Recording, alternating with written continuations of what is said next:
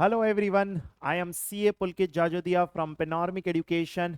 इस video session में हम बहुत इंपॉर्टेंट डिस्कशन लेने वाले हैं जिसका आप सबको इंतजार रहा होगा कि CA final May 2026 examination and onwards में जो इनडायरेक्ट टैक्सेशन के अंदर अमेंडमेंट्स किए गए हैं उसे हम कॉम्प्रिहेंसिवली इस सेशन के अंदर डिस्कस करने वाले हैं। जिस फाइल के थ्रू हम ये कवरेज करने वाले हैं ये आपके लिए हमारे टेलीग्राम चैनल पे अवेलेबल कर दी गई है। आप वहां से डाउनलोड करके इससे पहले प्रिंट आउट निकाल लें और फिर इसे रेफर करें, बिकॉज हम जैसे जैसे आगे बढ़ेंगे आपको थोड़ी मार्किंग करने की जरूरत पड़ेगी ताकि चीजों को आप सिंप्लीफाई और इजी कर सकें। तो हम सारे अमेंडमेंट्स इसी एक वीडियो सेशन में डिस्कस कर लेंगे जो कोई बहुत सारे नहीं है। बिकॉज जैसे कोई बच्चा सुनता है अमेंडमेंट्स हुए हैं, चेंजेस हुए हैं, उसे लगता है फिर से बहुत कुछ बदल गया, अब उसे स्ट्रेस आने लगता है। तो आप ऐसा समझो, ऐसा कुछ नहीं है, इसी सेशन में सारा कंप्लीट हो जाएगा। सर, हमने तो सुना था कि सितंबर के महीने में जीएसटी वर्जन 2 आ गया है, तो उसमें तो बहुत सारे चेंजेस हो गए होंगे। तो आप समझें, जो जीएसटी वर्जन 2 आया उसमें जो रिफॉर्म्स किए गए हैं उसमें मेजर स्ट्रक्चरल रिफॉर्म क्या है कि 12% का रेट और 28% का रेट स्क्रैप कर दिया गया और उसकी जगह अब 5, 18 और 40 के रेट कर दिए गए। और रेट्स आपके सिलेबस का पार्ट नहीं होते। इसका मतलब इकोनॉमी के लिए बहुत बड़ा चेंज होगा, गवर्नमेंट के कहने के लिए बहुत बड़ा चेंज होगा ऑफ कोर्स, लेकिन हमारे लिए एज स्टूडेंट्स इतना बड़ा चेंजेस नहीं है। बिकॉज रेट चेंज हो जाने से तो क्या फर्क पड़ता है, वो तो हमें वैसे भी क्वेश्चन में प्रोवाइडेड होता है। हमें थोड़ी याद रखना होता है किस पे 5 है, किस पे 18 है और किस पे 40 है। इसीलिए जो आप सोच रहे हो कि बहुत चेंजेस हो गए, ऐसा बिल्कुल नहीं है। थोड़ी सी चेंजेस कस्टम्स लॉ में है, एफटीपी में कोई चेंज नहीं है, और जीएसटी लॉ में कुछ चैप्टर्स में थोड़े थोड़े छोटे छोटे चेंजेस किए गए हैं जिसे हमें अच्छे से सुन लेना चाहिए। इनफैक्ट ये अमेंडमेंट्स को तो आपको ऐसे देखना चाहिए कि अब इस सेशन को सुन के हमारे 10-15 मार्क नक्की हो जाएंगे। बिकॉज ये ट्रेंड बन गया है कि इनडायरेक्ट टैक्स में जो रीसेंट अपडेट्स आते हैं वो इंस्टीट्यूट बहुत पूछती है। जनवरी 26 एग्जाम्स में कोई खास अपडेट्स थे ही नहीं, जो अपडेट्स थे वो सितंबर 2025 की एग्जाम्स में थे। तो अगर आपने सितंबर 2025 के लिए जो फ्रेश अमेंडमेंट्स आए थे वो नहीं देखे हैं तो पहले वो आप हमारे चैनल पे वो भी देख लें, क्योंकि वो भी रीसेंट अमेंडमेंट्स ही होते हैं। हम इस सेशन में क्या कवर करने वाले हैं कि जो जनवरी 26 की एग्जाम के बाद फ्रेश अपडेट्स आए हैं यानी मई 26 के लिए, उनका हम पूरा यहां पर कॉम्प्रिहेंसिव कवरेज लेंगे। तो अगर आपके पुराने बैचेस लिए हुए हैं, काफी पुराने, 1 साल पहले या ऐसा कुछ आपने लिया है, तो सितंबर 25 के अमेंडमेंट्स भी आपको देख लेने चाहिए, मई 25 के अमेंडमेंट्स भी देख लेने चाहिए, और अगर आपने किए भी हैं तो भी उन्हें देख लेने चाहिए, क्योंकि रीसेंट अपडेट्स हैं तो वो थोड़ी डिटेल में कवर हो जाए तो हमेशा अच्छा रहता है।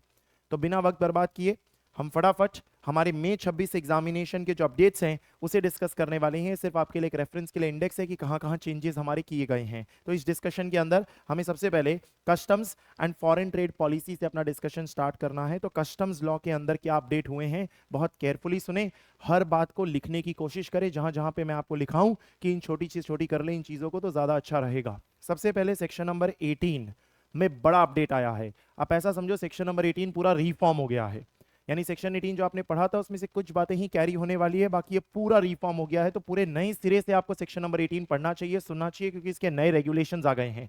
यहाँ कुछ टाइमलाइन को लेके डिस्क्रिपेंसीज थी, उन्हें सॉल्व करने के लिए सेक्शन नंबर 18 के रेगुलेशंस पब्लिश किए गए, और साथ साथ में एक नया सेक्शन भी आया है, सेक्शन 18A।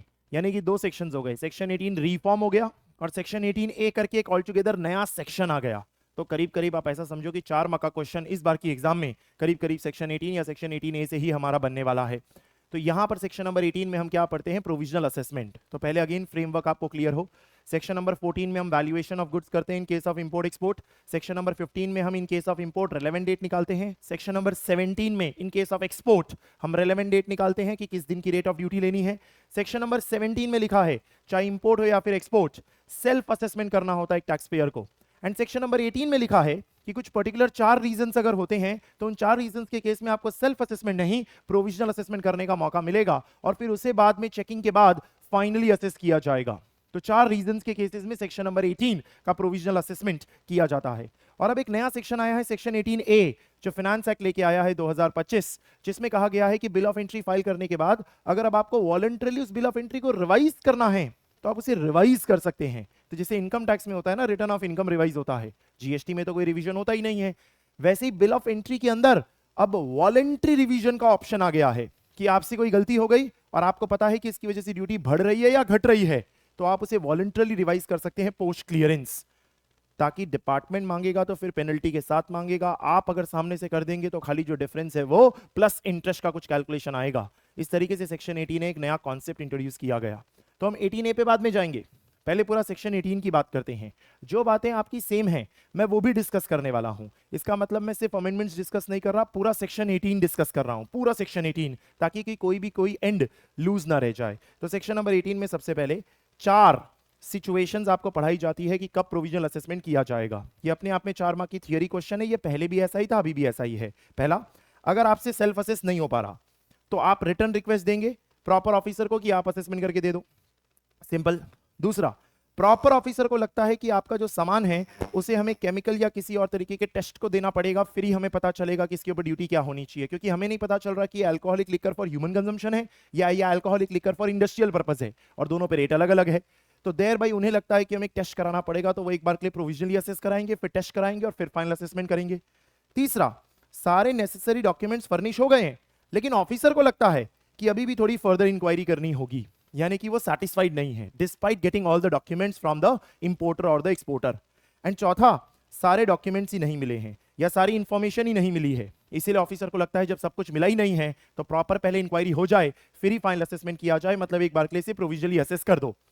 ये 4 रीजंस पहले भी ऐसे ही थे, अभी भी ऐसे ही हैं, जिसमें इस रीजन के लिए एक रेगुलेशन नोटिफाई किया गया है, रेगुलेशन 5, और इस रीजन के लिए भी एक रेगुलेशन नोटिफाई किया गया है, रेगुलेशन 4, और उसे पूरी तरह से अपडेट कर दिया गया है, उस पूरे के पूरे टाइमलाइन को चेंज कर दिया गया है, जो आगे जाके हम डिस्कस करने वाले हैं। तो इसे एक बार के लिए रेफरेंस के लिए बगल में लिख लो कि रीजन नंबर 3 के लिए रेगुलेशन 5 आया है और रीजन नंबर 4 के लिए रेगुलेशन नंबर 4 हमारा क्रिएट हुआ है। अब सेक्शन नंबर 18 के अंदर क्या दिया हुआ है कि in the above cases officer एक बार प्रोविजनली असेस करेगा ड्यूटी पेबल और एक्सपोर्टर को सिक्योरिटी फर्निश करने बोलेगा, बॉन्ड फर्निश करने बोलेगा, श्योरिटी सिक्योरिटी देने बोलेगा, as he considers appropriate for the possible deficiency. Simple सी बात है, जब भी फाइनल असेसमेंट करना होगा तो उसके लिए प्रॉपर ऑफिसर को जो एडिशनल डॉक्यूमेंट चाहिए होगा वो मंगाएगा और उसे वो प्रिस्क्राइब टाइम में देना होगा, जो अभी हम रेगुलेशन 4 और रेगुलेशन 5 के अंदर पढ़ेंगे। What is the time limit for finalisation of assessment? तो लिखा है 2 years from the date of provisional assessment, यानी जिस भी दिन प्रोविजनल असेसमेंट की गई वहां से 2 साल के अंदर अंदर फाइनल असेसमेंट हो जाना चाहिए। हालांकि किसी कारण की वजह से अगर ये 2 साल में नहीं हो पा रहा तो 1 साल का एक्सटेंशन मिल सकता है फ्रॉम द प्रिंसिपल कमिश्नर और commissioner of customs for reasons to be recorded in writing, यानी ideally it is 2 years plus 1 year का एक्सटेंशन। और एक्सटेंशन हमेशा बड़े लोग देते हैं, तो प्रिंसिपल कमिश्नर या कमिश्नर ऑफ कस्टम्स जो होंगे वो आपको एक्सटेंशन देंगे for reasons to be recorded in writing for a further period of 1 year, यानी मैं बोल सकता हूं total 3 years from when, from the date of provisional assessment. तो from the date of provisional assessment आपको इतना टाइम में समय में फाइनल असेसमेंट कंप्लीट कर देना है। फिर क्या कहा गया कि कुछ 5 सिचुएशंस ऐसी है जिन 5 सिचुएशंस के अंदर ये जो 2 years है, ये 2 years from the date of provisional assessment नहीं गिना जाएगा। तो सर पहले ये 5 सिचुएशंस क्या है वो समझनी पड़ेगी आपको, फिर वो 2 years कहां से गिने जाएंगे, 2 years प्लस 1 years वो समझ में आएगा। 5 सिचुएशंस क्या है, 5 एक्सेप्शनल सिचुएशन कि अगर आप अपना फाइनल असेसमेंट नहीं कर पा रहे हैं, यानी ऑफिसर नहीं कर पा रहा है, क्यों? क्योंकि कोई information outside India through a legal process मांगी गई है, यानी कि किसी सामान के रिलेटेड हमें कुछ इंफॉर्मेशन चाहिए जो दूसरे देश से मिलेगी, तो अब हमारे ऑफिसर ने हमारी सरकार को बोला होगा कि दूसरे देश की सरकार को कांटेक्ट करो और वहां की अथॉरिटी से इंफॉर्मेशन निकलवाओ, तो इस लीगल प्रोसेस में काफी समय जाएगा। तो देयर बाय एक्सपेक्ट करना कि 2 years from the date of provisional assessment में हो जाएगा, ये पॉसिबल नहीं है, इसकी वजह से यहाँ एक अलग टाइम लिमिट दी जाएगी।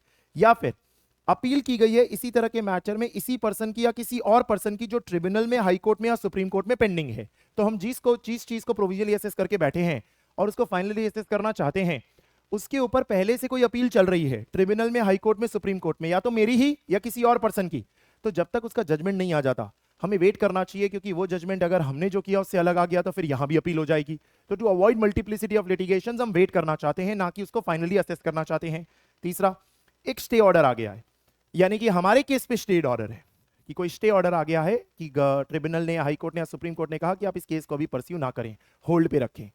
चौथा, सीबीआईसी ने कुछ स्पेसिफिक डायरेक्शंस इशू किए हैं और कहा है कि अभी इस केस को होल्ड पे रखो, अभी इसे पेंडिंग रखो। तो सीबीआईसी ने अपने ऑफिसर को कहा है कि अभी आप काम नहीं करेंगे जब तक हम आपको नहीं कहेंगे। या फिर इंपोर्टर या एक्सपोर्टर का कोई एप्लीकेशन पेंडिंग है बिफोर सेटलमेंट कमीशन और इंटरिम बोर्ड। ये सेटलमेंट कमीशन का कॉन्सेप्ट आपके सिलेबस में नहीं है। सेटलमेंट कमीशन एक जमाने में इनकम टैक्स में हुआ करता था, कस्टम्स में आज भी है। क्या होता है सेटलमेंट कमीशन, जहां पर आप अपने केसेस को सेटल करते हैं, यानी कि टैक्स डिस्प्यूट्स को सेटल करने के लिए आप सेटलमेंट कमीशन में जाते हैं। तो अगर इस इंपोर्टर या एक्सपोर्टर का कोई एप्लीकेशन पहले से सेटलमेंट कमीशन या कोई भी तरह का इंटरिम बोर्ड जो सेटलमेंट कमीशन करने वाला है वहां पेंडिंग है, तो इस केस को भी होल्ड पे रखो। इसे 2 years from the date of provisional assessment में कंप्लीट नहीं करना। तो सर कब करना है, तो यहां लिखा है कि ऐसे सिचुएशंस के अंदर वो जो 2 years है वो गिना जाएगा from the date when such reason ceases to exist. यानी कि अगर रीजन था कि स्टे आया हुआ है, तो जिस दिन स्टे हट जाएगा वहां से 2 साल प्लस 1 साल गिना जाएगा। 1 साल अगर एक्सटेंशन और मिला तो। अगर एप्लीकेशन पेंडिंग था बिफोर सेटलमेंट कमीशन, तो जब वो एप्लीकेशन कंप्लीट हो गया वहां से 2 साल गिने जाएंगे। अगर कोई अपील किसी और केस में पेंडिंग थी, तो जिस दिन वो अपील सेटल हो गई वहां से 2 साल गिने जाएंगे। इस तरीके से यहां पर 5 रीजंस आपको याद रखने चाहिए। ये अगेन अपने आप में एक थियरी आंसर हो सकता है। जिस केसेस के अंदर 2 years from the date of provisional assessment नहीं होता है, 2 years from the date when such reason ceases to exist plus 1 year का एक्सटेंशन तो होता ही है। इसके बाद क्या दिया हुआ है कि प्रोविजनल असेसमेंट इंपोर्ट के लिए भी होता है, एक्सपोर्ट के लिए भी होता है। You already know that. फिर लिखा है कि एक बार ड्यूटी फाइनली असेस या रीअसेस हो जाती है और गुड्स को जब होम कंजम्पशन के लिए क्लियर किया जाता है, तो प्रोविजनल के सामने जो भी फाइनल असेसमेंट किया गया उसमें अगर कुछ एक्सेस बन रहा होता है तो उसे रिफंड कर दिया जाएगा, या फिर अगर कुछ बन रहा होगा तो आपको पे करना होगा। तो मतलब अगर समझो प्रोविजनली लोअर असेस हुआ होगा और फाइनली हायर असेस हुआ, तो आपको एक्स्ट्रा पे करना पड़ेगा, तो केस सेटल होगा। और अगर प्रोविजनली हायर असेस किया होगा और फाइनली लोअर असेस किया, तो उस केस में आपको रिफंड दे दिया जाएगा।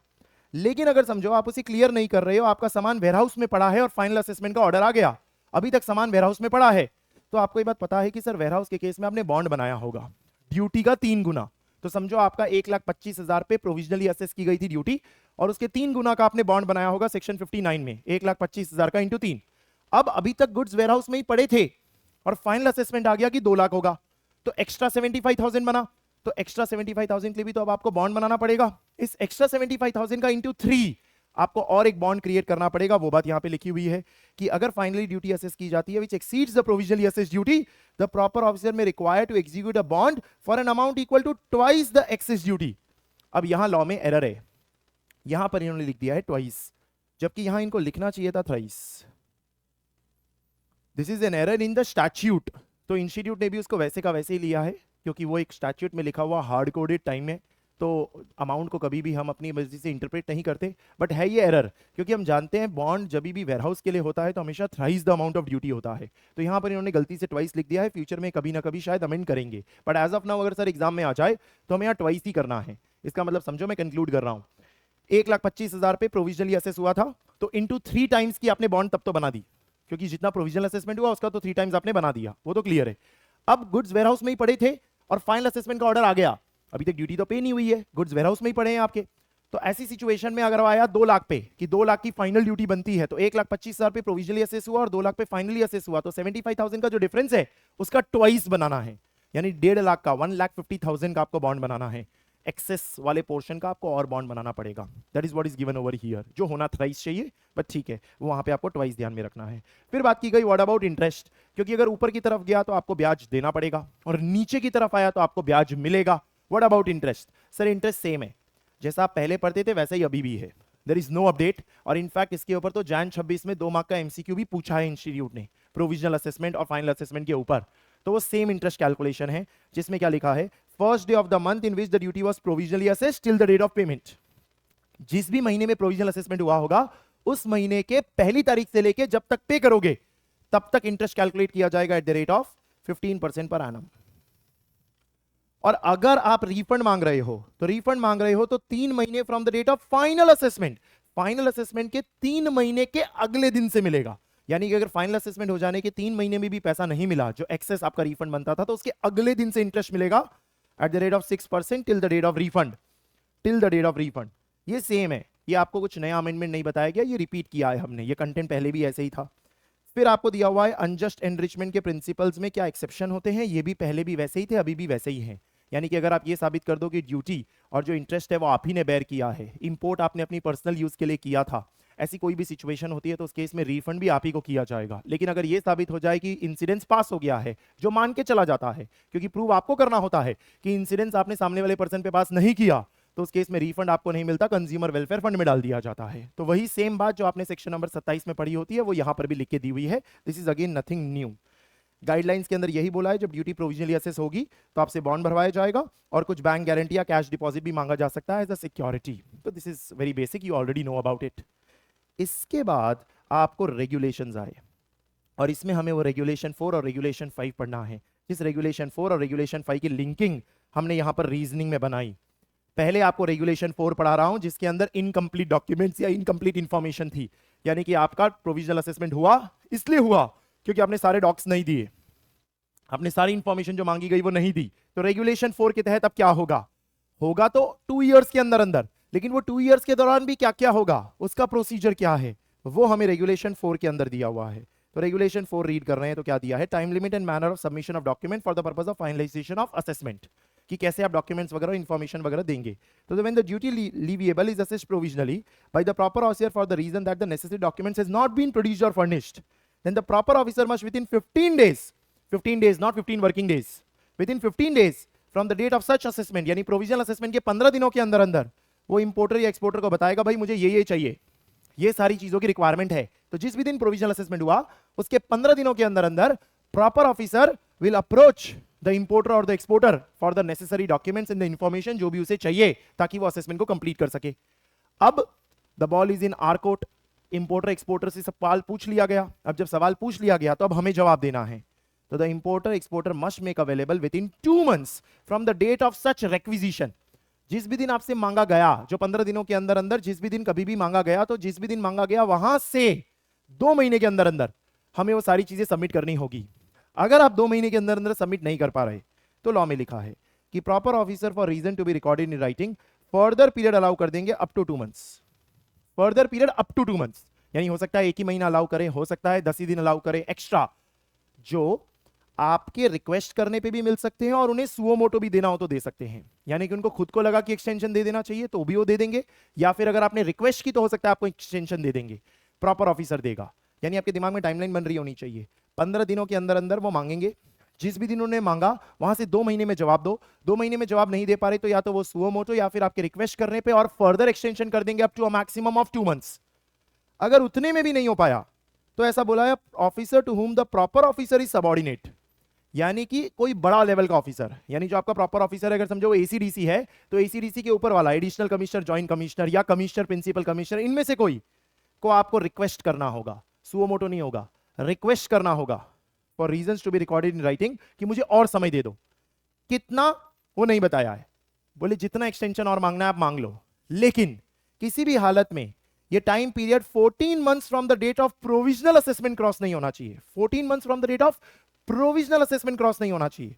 तो अब यहां पर केयरफुली समझना आपकी जो टाइमलाइन है वो कैसे चल रही है। जिस दिन प्रोविजनल असेसमेंट हुआ वहां से 15 days में रिक्वेस्ट की गई बाय द प्रॉपर ऑफिसर, जिस दिन रिक्वेस्ट की गई कि मुझे ये दे दो, वहां से कितने समय में आपको जवाब देना है, 2 months। 2 months में और कितने का एक्सटेंशन पॉसिबल है, 2 months। ये कौन करेगा, प्रॉपर ऑफिसर। सुओ मोटो करेगा या आपके रिक्वेस्ट करने पे करेगा, reasons to be recorded in writing. इसके बाद भी आपको एक्सटेंशन चाहिए तो मिल जाएगा, जो कितना भी मिल सकता है, जो ऑफिसर अबव प्रॉपर ऑफिसर होगा, आपका जो भी ऑफिसर केस देख रहा होगा उसके ऊपर का बॉस होगा, जो रिक्वेस्ट करने पे ही होगा, जो कितना भी हो सकता है। लेकिन प्रोविजनल असेसमेंट से जो टोटल टाइम पीरियड है इन सब चीजों का, ये 14 महीने से ज्यादा नहीं हो सकता। प्रोविजनल असेसमेंट से जो टोटल टाइम पीरियड है वो 14 महीने से ज्यादा नहीं हो सकता। मतलब ये एक्सटेंशन 1 महीने करे, 2 महीने करे, 2 बार करे, 3 बार करे, बट जो टोटल पीरियड है ये सब खत्म करने का वो 14 months from the date of provisional assessment होना चाहिए, उसके अंदर अंदर ये सब हो गया होना चाहिए। This is what is written over here. Where the documents are not made available, अगर आपने समय पे इंफॉर्मेशन नहीं दी और एक्सटेंशन वगैरह भी नहीं मांगा तो फिर वो आगे बढ़ के on the basis of available record, जो बेस्ट जजमेंट करते हैं on the basis of available record, वो कर देंगे। अगर आपने सारे के सारे डॉक्यूमेंट सबमिट कर दिए हैं तो आप प्रॉपर ऑफिसर को इन्फॉर्म कर दिए कि भाई मैंने कर दिया है सब कुछ, तो एक लिखित में लेटर दे दें उनको कि उन्होंने कंप्लीट कर दिया है। ये रेगुलेशन 4 हुआ जिसके अंदर इंफॉर्मेशन और डॉक्यूमेंट्स कंप्लीट नहीं थे। रेगुलेशन 5 क्या है कि आपकी तरफ से सब कंप्लीट है लेकिन ऑफिसर को लगता है फर्दर इंक्वायरी करनी है, तो क्या बोला है रेगुलेशन 5 में, whether duty is assessed provisionally for the reason that it makes necessary to make further inquiry. So the officer of customs shall complete the inquiry and transfer the relevant documents along with the report in writing for finalization of assessment within 14 months from the date of provisional assessment. यहां simple है, कुछ मांगना तो है ही नहीं, हम ही को तो इंक्वायरी करनी है, डिपार्टमेंट को ही तो इंक्वायरी करनी है, तो डिपार्टमेंट को बोला गया कि भैया इंक्वायरी प्रोविजनल असेसमेंट के 14 महीने के अंदर अंदर हो जानी चाहिए और रिपोर्ट वगैरह सबमिट हो जानी चाहिए। यानी कि प्रॉपर ऑफिसर, जो भी ऑफिसर ऑफ कस्टम को बोलेगा इंक्वायरी कर, वो ऑफिसर ऑफ कस्टम को, जो सबऑर्डिनेट होगा, सुपरिटेंडेंट होगा, उसको 14 months from the date of provisional assessment के अंदर अंदर रिपोर्ट तैयार करके इन राइटिंग प्रॉपर ऑफिसर को दे देनी है।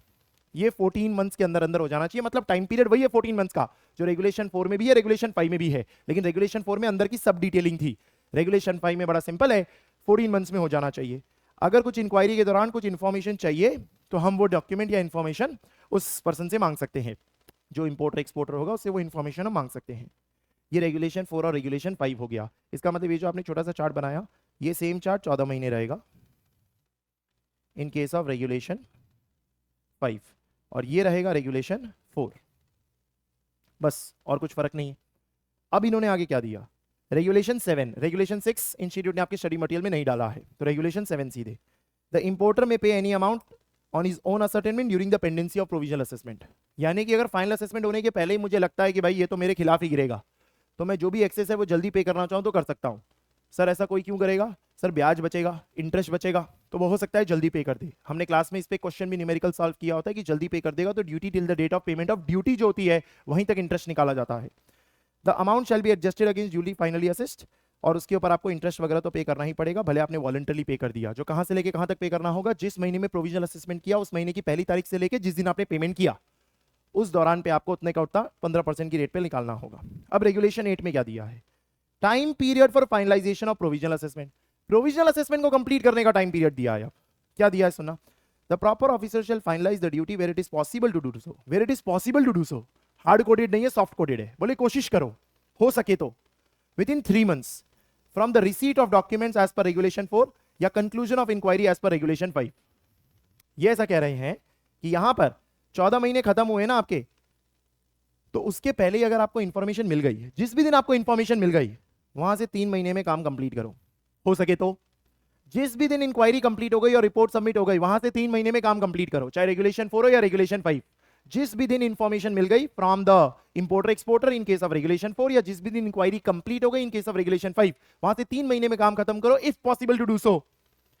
But if it is not possible to do so, तो लिखा है कि कोई बात नहीं, एडिशनल टाइम पीरियड 2 मंथ्स का मांग लेना for reasons to be recorded in writing, यानी 2 महीने का हम आपको एक्सटेंशन दे देंगे।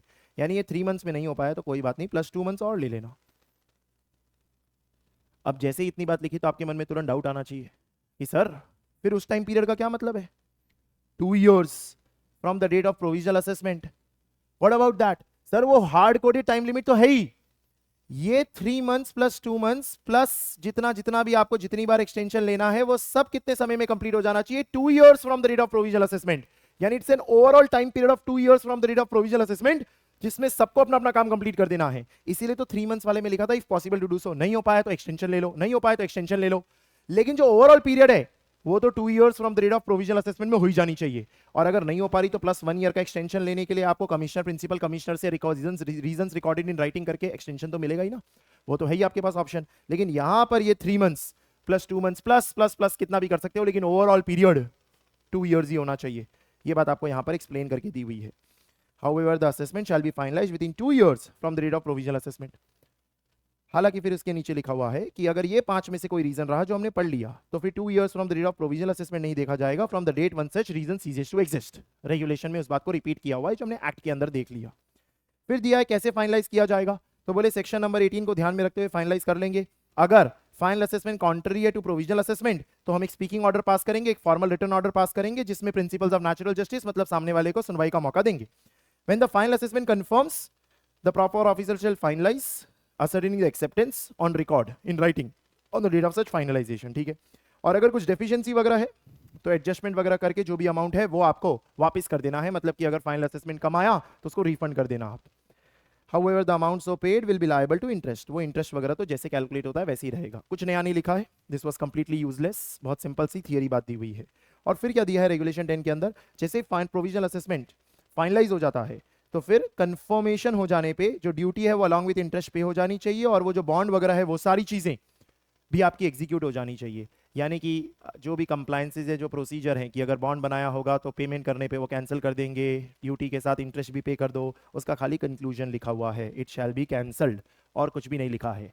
लेकिन यहाँ एक इंपॉर्टेंट टाइम लिमिट है कि जब भी आपका ये ड्यू फाइनलाइज हुआ उसके 90 दिन में ये सब कर देना, नई टाइम पीरियड, यानी फाइनल असेसमेंट हो जाने के 90 डेज के अंदर अंदर ड्यूटी पे हो जानी चाहिए, ड्यूटी पे हो जानी चाहिए, नहीं तो फिर हमको रिकवरी आती है।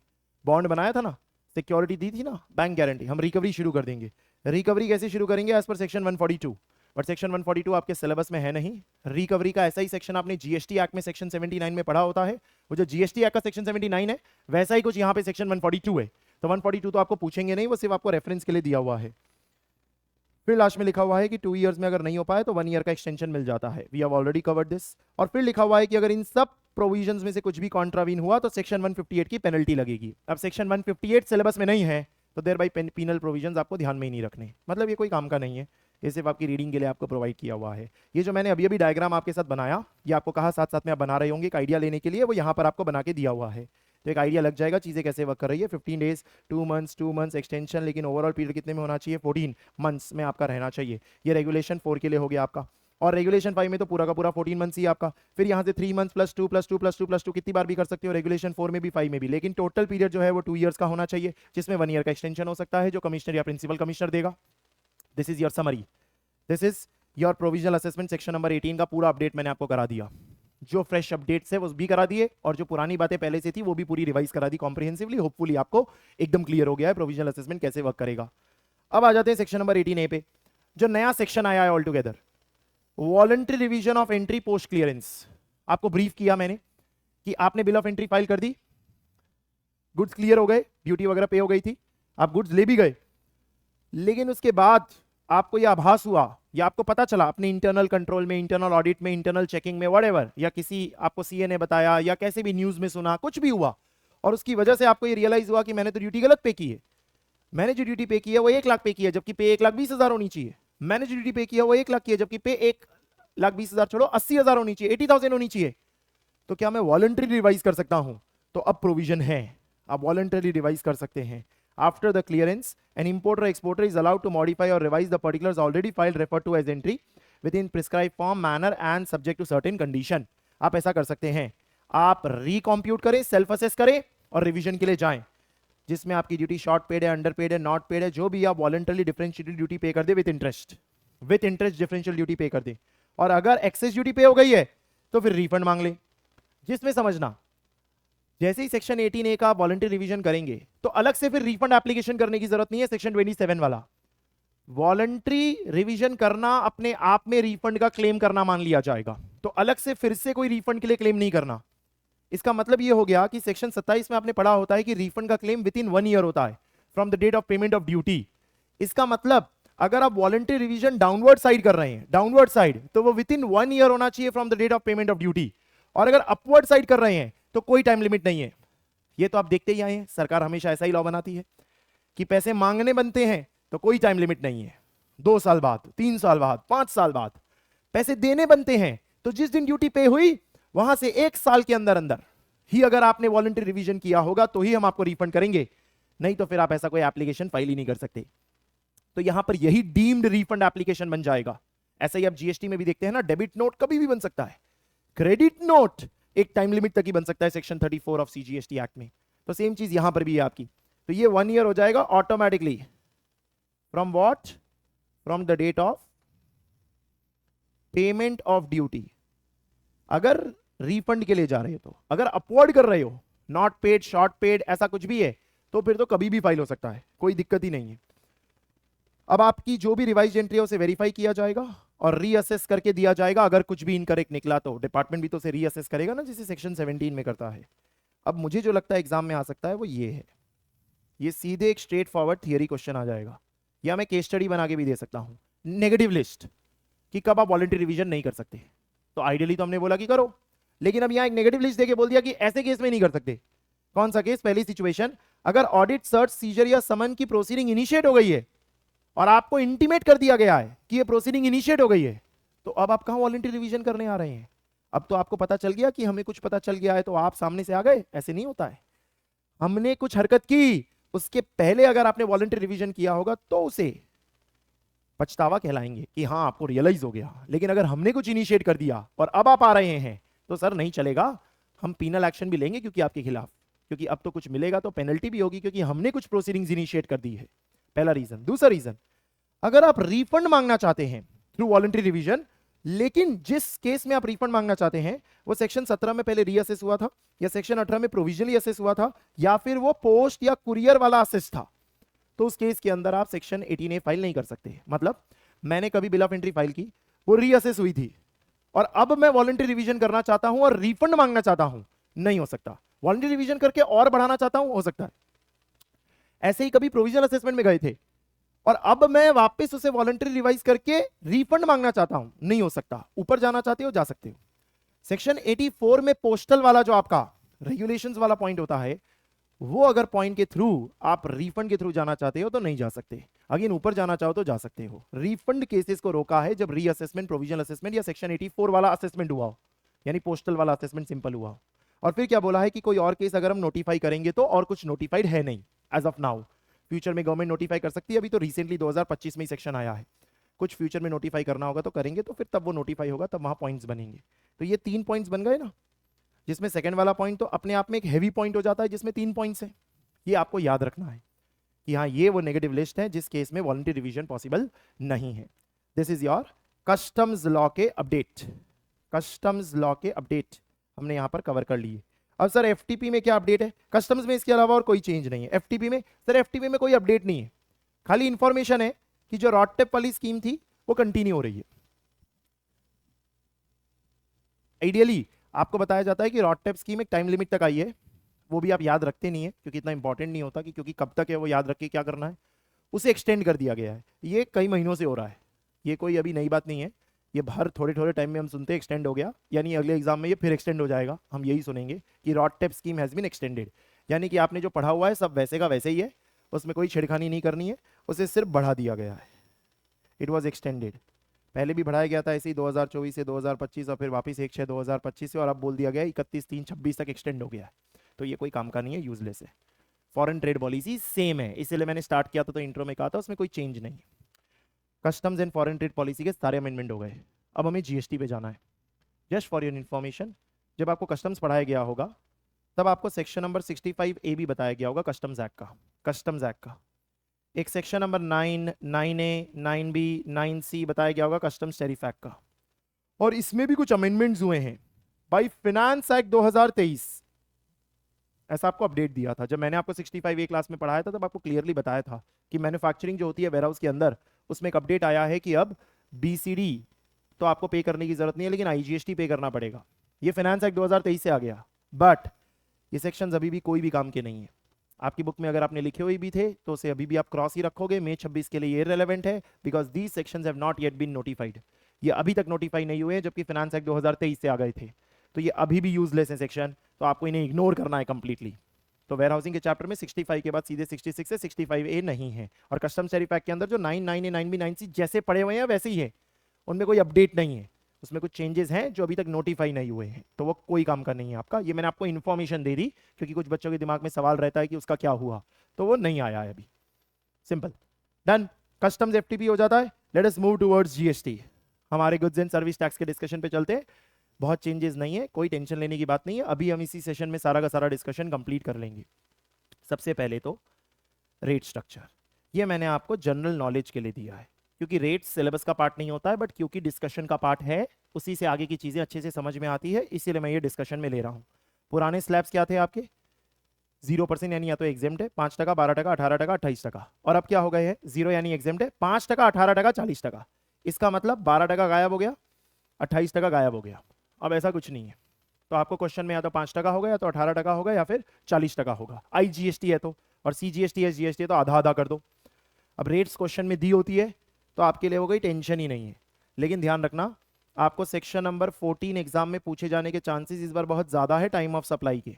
सेक्शन 14, क्योंकि whenever there is an effective change in the rate of tax, effective change in the rate of tax जो मेजरली सब हुआ था 22 सितंबर 2025 को, अगर मैं आपको क्लियरली बताऊं, शरद नवरात्रि के पहले दिन जो ऑस्पिशियस डे माना जाता है, तो उसी दिन से इंप्लीमेंट किया गया था, रेट स्लैश की गई थी कई चीज़ों पे। तो आपको एग्जाम में क्वेश्चन बना के दिया जा सकता है कि इनवॉइस उधर बना है, पेमेंट और कंप्लीशन इधर हुआ है, तो जो सेक्शन 14 में हम पढ़ते हैं उसको पूछे जाने के चांसेस हैवी हैं। तो वो ध्यान में रखना, इस बार बहुत अच्छे से पढ़ के जाएंगे आप एग्जाम के लिए, उसमें अपडेट कुछ नहीं है। हालांकि अगर गुड्स का केस होता है फॉरवर्ड चार्ज, तो नोटिफिकेशन 6617 ही ओवरराइड कर देता है, जिसमें तो फिर इनवॉइस डेट ही मैटर करती है, बाकी कुछ मैटर ही नहीं करता है। तो वो सारी बातें आपके लिए बड़ी रेलेवेंट होने वाली है। तो ये चेंज इन टैक्स रेट खाली आपकी नॉलेज के लिए हो गया। कॉम्पोजिशन स्कीम में टैक्स रेट वही है, उसमें कोई अपडेट नहीं है। अब क्योंकि ये टैक्स रेट अपडेट हुई ना, आरसीएम में आपने 2 पॉइंट्स पढ़े होते हैं जिनमें भी टैक्स रेट की अपडेशन ध्यान में रखना। आरसीएम में एक आपने जीटीए का पॉइंट पढ़ा होता है और एक renting of motor vehicle design to carry passengers का पॉइंट पढ़ा होता है। याद करो तो जीटीए में आपने पढ़ा होता है कि अगर वो 7 स्पेसिफाइड रेसिपिएंट होते हैं तो उसे टैक्सेबल अंडर आरसीएम किया जाता है eight the rate of 5%। But अगर जीटीए चाहे तो अपनी मर्जी से ऑप्शन एक्सरसाइज करके एफसीएम में आ सकता है। तो आपने ये पढ़ा होता है कि वो एफसीएम में आएगा तो या तो 5% विदाउट आईटीसी आएगा या फिर 12% विद आईटीसी आएगा। अब क्योंकि 12% स्क्रैप हो गया तो वो 5% विदाउट आईटीसी की जगह हो गया 18% विद आईटीसी, यानी 12% विद आईटीसी की जगह हो गया 18% विद आईटीसी, तो 12 की जगह 18 हो गया। और सेम आपने ऐसी रेंटिंग ऑफ मोटर व्हीकल में भी पढ़ा होता है, any person other than a body corporate to a body corporate if it is a renting of motor vehicle design to carry passenger where the consideration includes the cost of fuel. तो उस situation में RCM लगता है, लेकिन RCM तभी लगता है जब अगेन जो पर्सन है उसने ऑप्ट क्या किया हुआ होता है, 5% की रेट ऑप्ट की हुई होती है, जिसमें 5% विदाउट आईटीसी होता है, खाली input services of the same category मिलता है। बाकी अगर आईटीसी चाहिए उसे सप्लायर को तो 12% में जाना होता है, लेकिन 12% की जगह क्या हो जाएगा 18%। अगेन ये इंफॉर्मेशनल है, खाली क्वेश्चन में अगर आ जाए तो उसमें कुछ नई बात नहीं है, क्योंकि क्वेश्चन में चीजें सजा के दी हुई होगी, क्योंकि रेट रिलेटेड है आपको। तो ये खाली मैंने आपको अपडेट दे दिया tax rate related before starting anything. तो this was more of general knowledge, ठीक है, कि इससे रिलेटेड क्या क्या आ सकता है। अब हम एक एक करके मेन मुद्दे पे आ जाते हैं। सबसे पहले सप्लाई चैप्टर में शेड्यूल 3 में एक नया पॉइंट ऐड हुआ है। New point has been added in paragraph 8। 10 paragraph है आपके शेड्यूल 3 में। पैराग्राफ 1 से लेके पैराग्राफ 6 तो आपने बहुत पहले से इंटर से पढ़े हुए होते हैं। पैराग्राफ 7 की एक नॉन टैक्सेबल टेरिटरी से दूसरे नॉन टैक्सेबल टेरिटरी में सेल कर दिया विदाउट एंटरिंग इंडिया, तो उसे हम नेगेटिव लिस्टेड रखते हैं। पैराग्राफ 8 में आपने 2 पॉइंट्स पढ़े होते हैं कि अगर गुड्स को क्लियर करने के पहले ही अगर हाई सी में बेचा जा रहा है तो उस पर जीएसटी नहीं लग सकता, और अगर गुड्स वेयरहाउस कर दिए गए और वेयरहाउस से क्लियर होने के पहले या वेयरहाउस से एक्सपोर्ट होने के पहले ही जो आपका कस्टम बॉन्डेड वेयरहाउस है उसमें अगर आपने सेल्स कर दी तो भी उस पर जीएसटी नहीं लगेगा। पैराग्राफ 9 आपने को इंश्योरेंस के लिए, पैराग्राफ 10 आपने री इंश्योरेंस के लिए, ये सब पढ़ा होता है। उसमें जो पैराग्राफ 8 है उसमें एक न्यू पॉइंट ऐड हुआ है, न्यू पॉइंट ऐड किया गया है। What is the new point? It is very similar to जहां ऐड किया गया है। 8A आपने पढ़ा होता है वैसा ही 8AA है, एक 8A और एक 8B पढ़ा होता है, 8AA बीच में डाल के वैसा ही ऐड किया गया जैसा 8A पढ़ा होता है। 8A याद कर लो पहले। वेयरहाउस गुड्स जो होते हैं यानी जो कस्टम बॉन्डेड वेयरहाउस में रखे गए, अगर वो किसी भी पर्सन को before clearance for home consumption बेच दिए जाते हैं तो उस पर जीएसटी नहीं लगता। इसका लॉजिक होता है, लॉजिक ये होता है कि सर जब होम कंजम्पशन के लिए क्लियर करेंगे, हम जब 46 वाइट फाइल करेंगे कस्टम्स एक्ट में, तो उसके ऊपर ड्यूटी निकालते वक्त CVD 37 लगेगी जो आईजीएसटी होता है, और क्योंकि उस पर आईजीएसटी लग जाएगा जब उसे क्लियर कराया जाएगा। अगर जब उससे पहले हाई सी सेल हुआ अगर उस पर भी जीएसटी लगाएंगे तो डबल टैक्सेशन हो जाएगा, ये लॉजिक होता है। सेम चीज अगर वेयरहाउस में पड़ी है तो वो 8B में कवर्ड होता है कि अगर वेयरहाउस से क्लियर कराने के पहले, यानी आप जो bill of entry 68 green file करते हैं उसके पहले ही अगर आपने सेल कर दिया तो उस पर भी जीएसटी नहीं लगेगा, कि जब क्लियर कराएंगे तब तो CVD 37 आएगा ही, उस पर जीएसटी लगेगा ही, तो डबल टैक्सेशन ना हो, इसीलिए आपने ऐसा पढ़ा होता है। तो एक पॉइंट ऐसा ही और डाल के क्या बोला गया कि अगर गुड्स को वेयरहाउस किया गया है इन अ SEZ या FTWZ, इन अ SEZ, इन अ SEZ और FTWZ, यहां पर है गुड्स अगर, और यहां से क्लियर हो, यहां से क्लियरेंस हो, उसके पहले जब वो यहां पड़े थे तब उनका सेल किया गया, सप्लाई किया गया व्हाटएवर, तो उस केस में उसके ऊपर भी जीएसटी नहीं लगाया जाएगा। उसका रीजन और लॉजिक भी अगर आपको जानना हो तो सिंपल है, SEZ या FTWZ से जब क्लियरेंस कराया जाएगा तो क्लियरेंस में अगेन या तो उसे आप DTA में लेके जाओगे या आप एक्सपोर्ट करोगे। अब अगर आप एक्सपोर्ट करोगे तो जीएसटी लग ही नहीं सकता। तो सर जब अल्टीमेटली एक्सपोर्ट होना है तो एज पर डेस्टिनेशन प्रिंसिपल जब जीएसटी लगाना ही नहीं है, तो जब वो वेयरहाउस के अंदर भी पड़ा था तो सेल हुआ तो उस पर भी जीएसटी नहीं लगाएंगे। लेकिन अगर उसे डीटीए के लिए क्लियर कर रहे हो तो आपने बात पढ़ी होती है, जब SEZ से डीटीए में क्लियर होता है तो उसे ऐसा ही माना जाता है जैसे कि डीटीए वाले ने इंपोर्ट किया है, और डीटीए वाले को पूरा customs duty including IGST CVD 37 countervailing duty 3 subsection 7 of customs tariff act लगाना पड़ता है। तो यहां पर आईजीएसटी लगी जाएगा। तो जब यहां लगी जाएगा तो with in the warehouse in SEZ होगा, तब भी अगर हम आईजीएसटी लगाएंगे या जीएसटी लगाएंगे तो वो डबल टैक्सेशन हो जाएगा। तो सेम लॉजिक जो पैराग्राफ 8A और 8B का था, वही चीज पैराग्राफ 8AA में डाल के बोला गया कि अगर सप्लाई ऑफ गुड्स किया गया है to any person before its clearance for domestic trade area और फॉर एक्सपोर्ट, तो उसे सप्लाई ही ना माना जाए, उसके ऊपर जीएसटी लगाई ना जाए। ये एक छोटा सा पॉइंट हमारा ऐड हो गया है, ये टेस्ट किया जा सकता है एग्जाम के अंदर। ये इंपोर्ट एक्सपोर्ट चैप्टर से रिलेटेड हो गया, हमने सप्लाई शेड्यूल 3 में ऐड हुआ, इसलिए यहां पर इसे कवर कर लिया। अब नेक्स्ट पॉइंट पे आ जाते हैं, charge of GST. Charge of GST यानी ईसीओ। रिवर्स चार्ज मैकेनिज्म में कोई अपडेट नहीं है, खाली वो रेट का अपडेट है, वो मैंने आपको बता दिया। ईसीओ में अपडेट है, ईसीओ में यानी 9 सबसेक्शन 5 में अपडेट है। अब पहले तो 9 सबसेक्शन 5 में आपने क्या पढ़ा होता है? आपने पढ़ा होता है कि ये जो पैसेंजर ट्रांसपोर्ट वाली सर्विस होती है, रेडियो टैक्सी वगैरह वगैरह, या जो रेस्टोरेंट वाली सर्विस होती है, इसमें ईसीओ लायबल होता है जीएसटी पे करने के लिए। Eco is liable to pay GST. अगर कोई होटल वगैरह बुक कर रहे हो और सप्लायर लायबल फॉर रजिस्ट्रेशन नहीं है, तो अगेन जो होटल जिस ऐप के थ्रू बुक कर रहे हो उसमें ईसीओ लायबल होता है। ऐसी अगर आप कारपेंटर, हाउसकीपिंग, प्लम्बिंग की कोई सर्विसेज किसी ऐप के थ्रू बुक कर रहे हो, तो अगर वो जो सप्लायर है वो लायबल फॉर रजिस्ट्रेशन नहीं है तो ईसीओ लायबल होता है।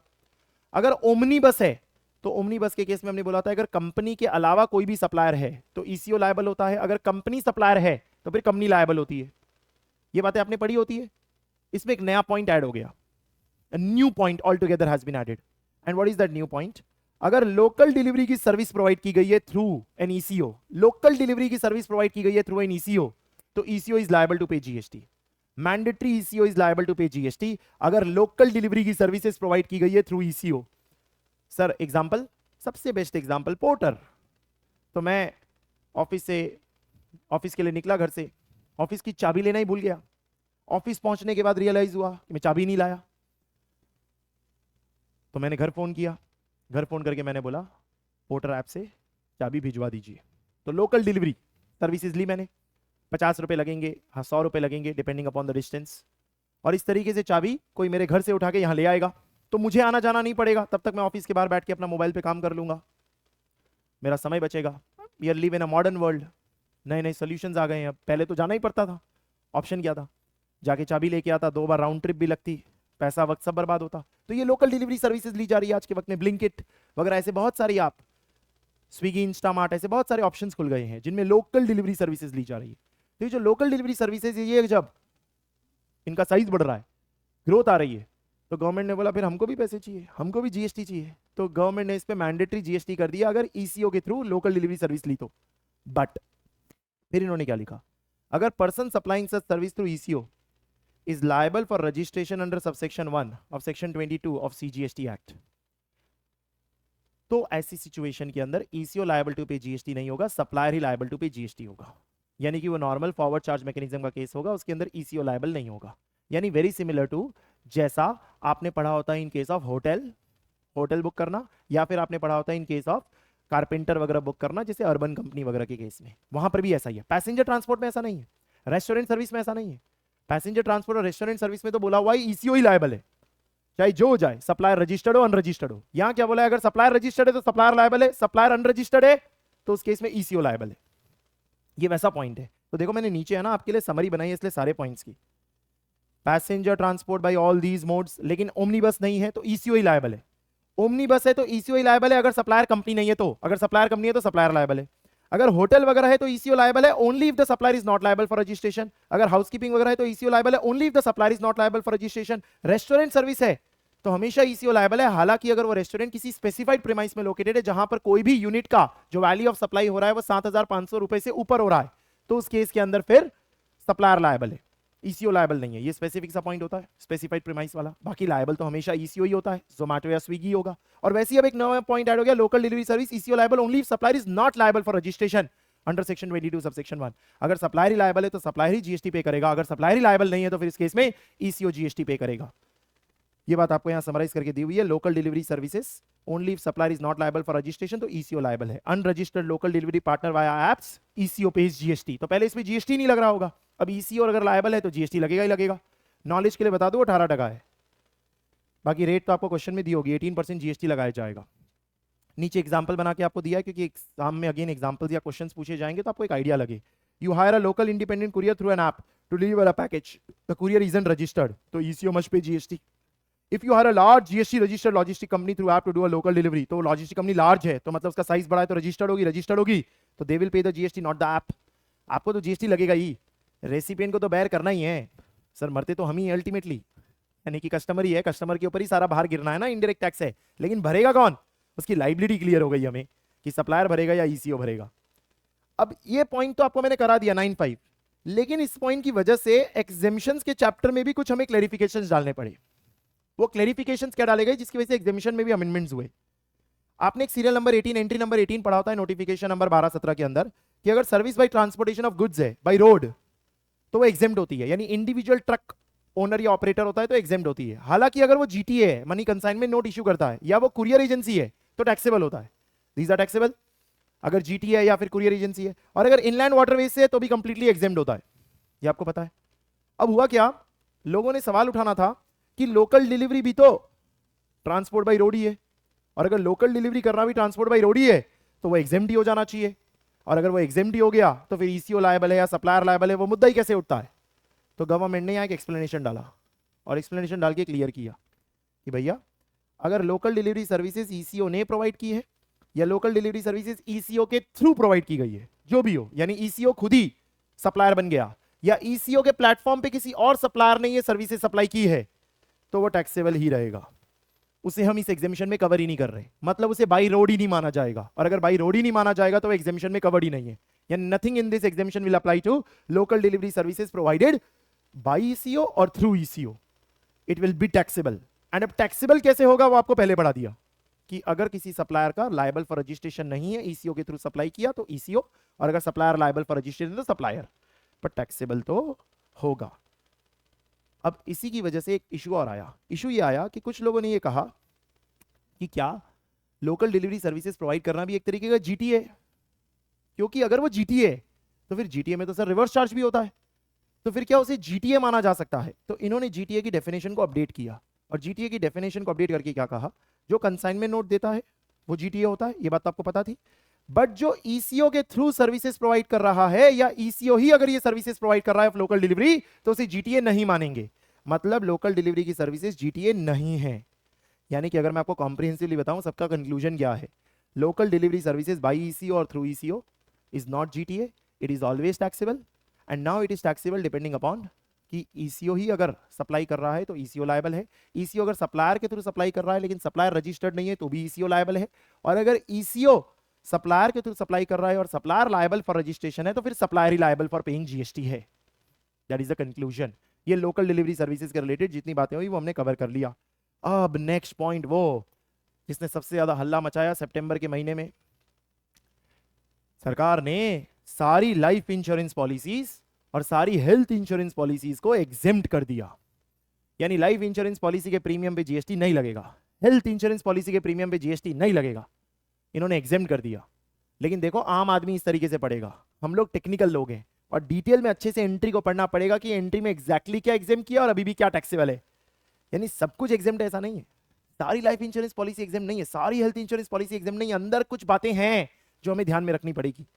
तो पहले लाइफ इंश्योरेंस और हेल्थ इंश्योरेंस पे 18% GST लगता था, अब गवर्नमेंट ने बोल दिया नहीं लेंगे, हम उसे एग्जेम्प्ट कर रहे हैं. बहुत बड़ा रिलीफ दिया, क्योंकि लाइफ इंश्योरेंस हेल्थ इंश्योरेंस तो बहुत बेसिक माना जाना चाहिए कि ये तो हर आदमी को खरीदना है. तो उस एंगल से गवर्नमेंट ने यहां पर रिलीफ प्रोवाइड किया है.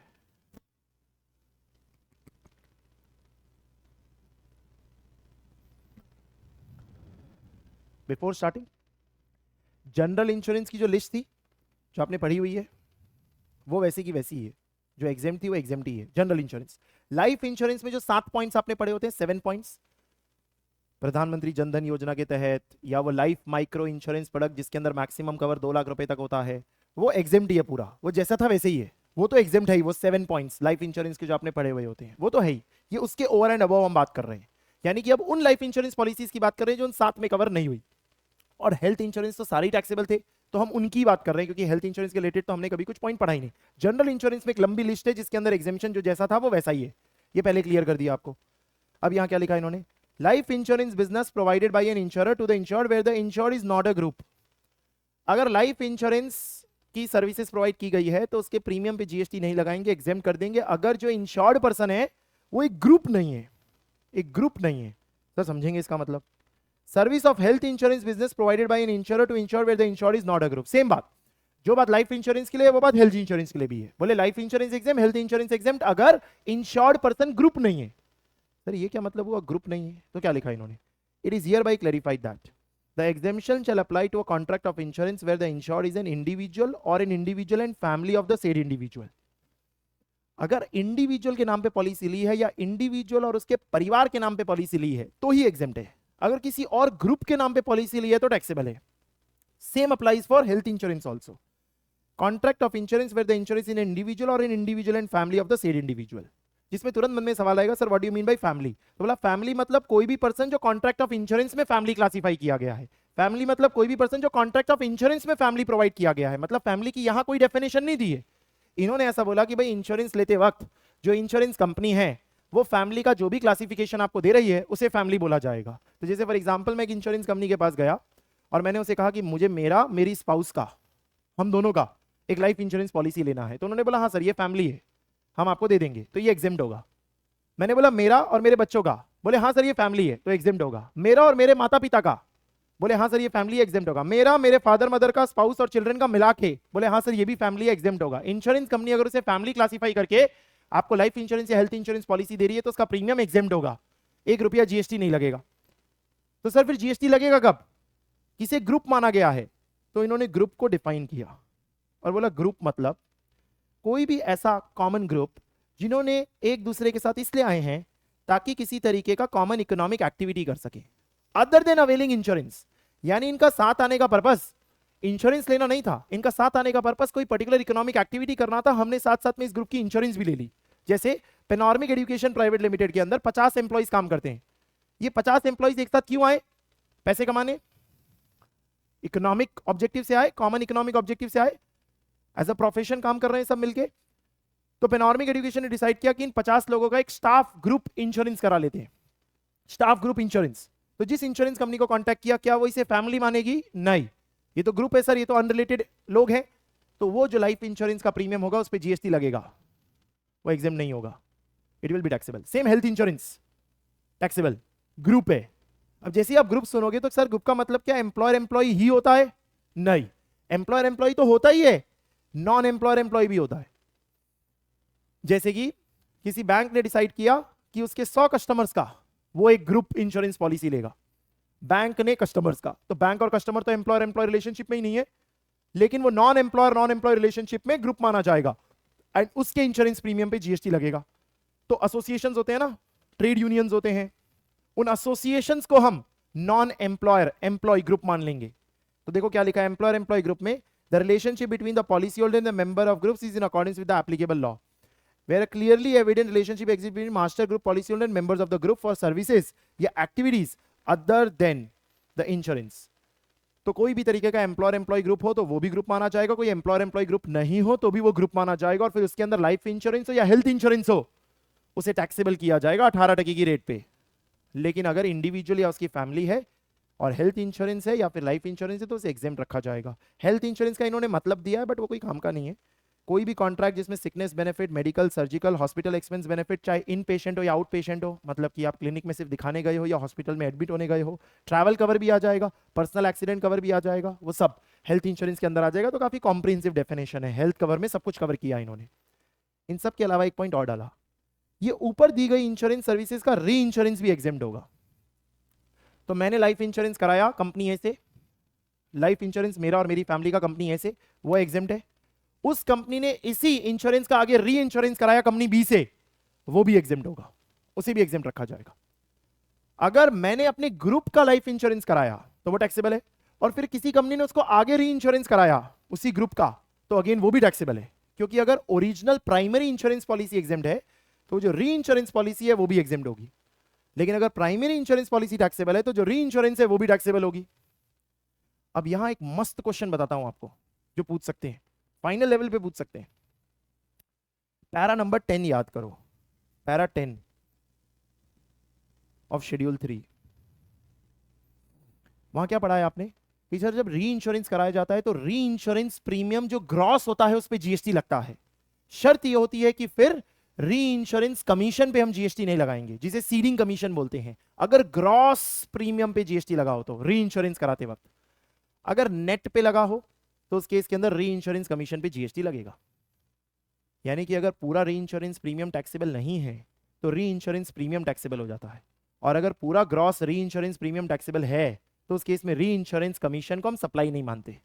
अब देखो यहां कैसे अच्छा क्वेश्चन बनाऊंगा मैंने एक कंपनी से लाइफ इंश्योरेंस कराया, मेरा एग्जेम्प्ट है इंडिविजुअल का या मेरी फैमिली का, उसने आगे उसका री इंश्योरेंस कराया तो वो री इंश्योरेंस प्रीमियम भी एग्जेम्प्ट है, लेकिन वो जो ए कंपनी और बी कंपनी के बीच में री इंश्योरेंस कमीशन का आना जाना होगा वो टैक्सेबल हो जाएगा, क्योंकि फिर पैराग्राफ 10 में मुझे उसे सप्लाई मान के टैक्सेबल करना होगा, री इंश्योरेंस कमीशन वाला जो आपका पार्ट बन जाएगा, क्योंकि जो ग्रॉस री इंश्योरेंस प्रीमियम है उसे क्या कर दिया गया है, एग्जेम्प्ट। और पैराग्राफ 10 में शर्त क्या बनाई गई थी कि ग्रॉस इंश्योरेंस प्रीमियम अगर टैक्सेबल होता है तो ही री इंश्योरेंस प्रीमियम को हम क्या कर देते हैं, नॉट अ सप्लाई, उसे हम टैक्सेबल ही नहीं करते, नेगेटिव लिस्ट से बाहर निकाल देते हैं। तो ये एक अच्छा पॉइंट आपको पूछा जा सकता है जो यहां से आपका क्रिएट होगा।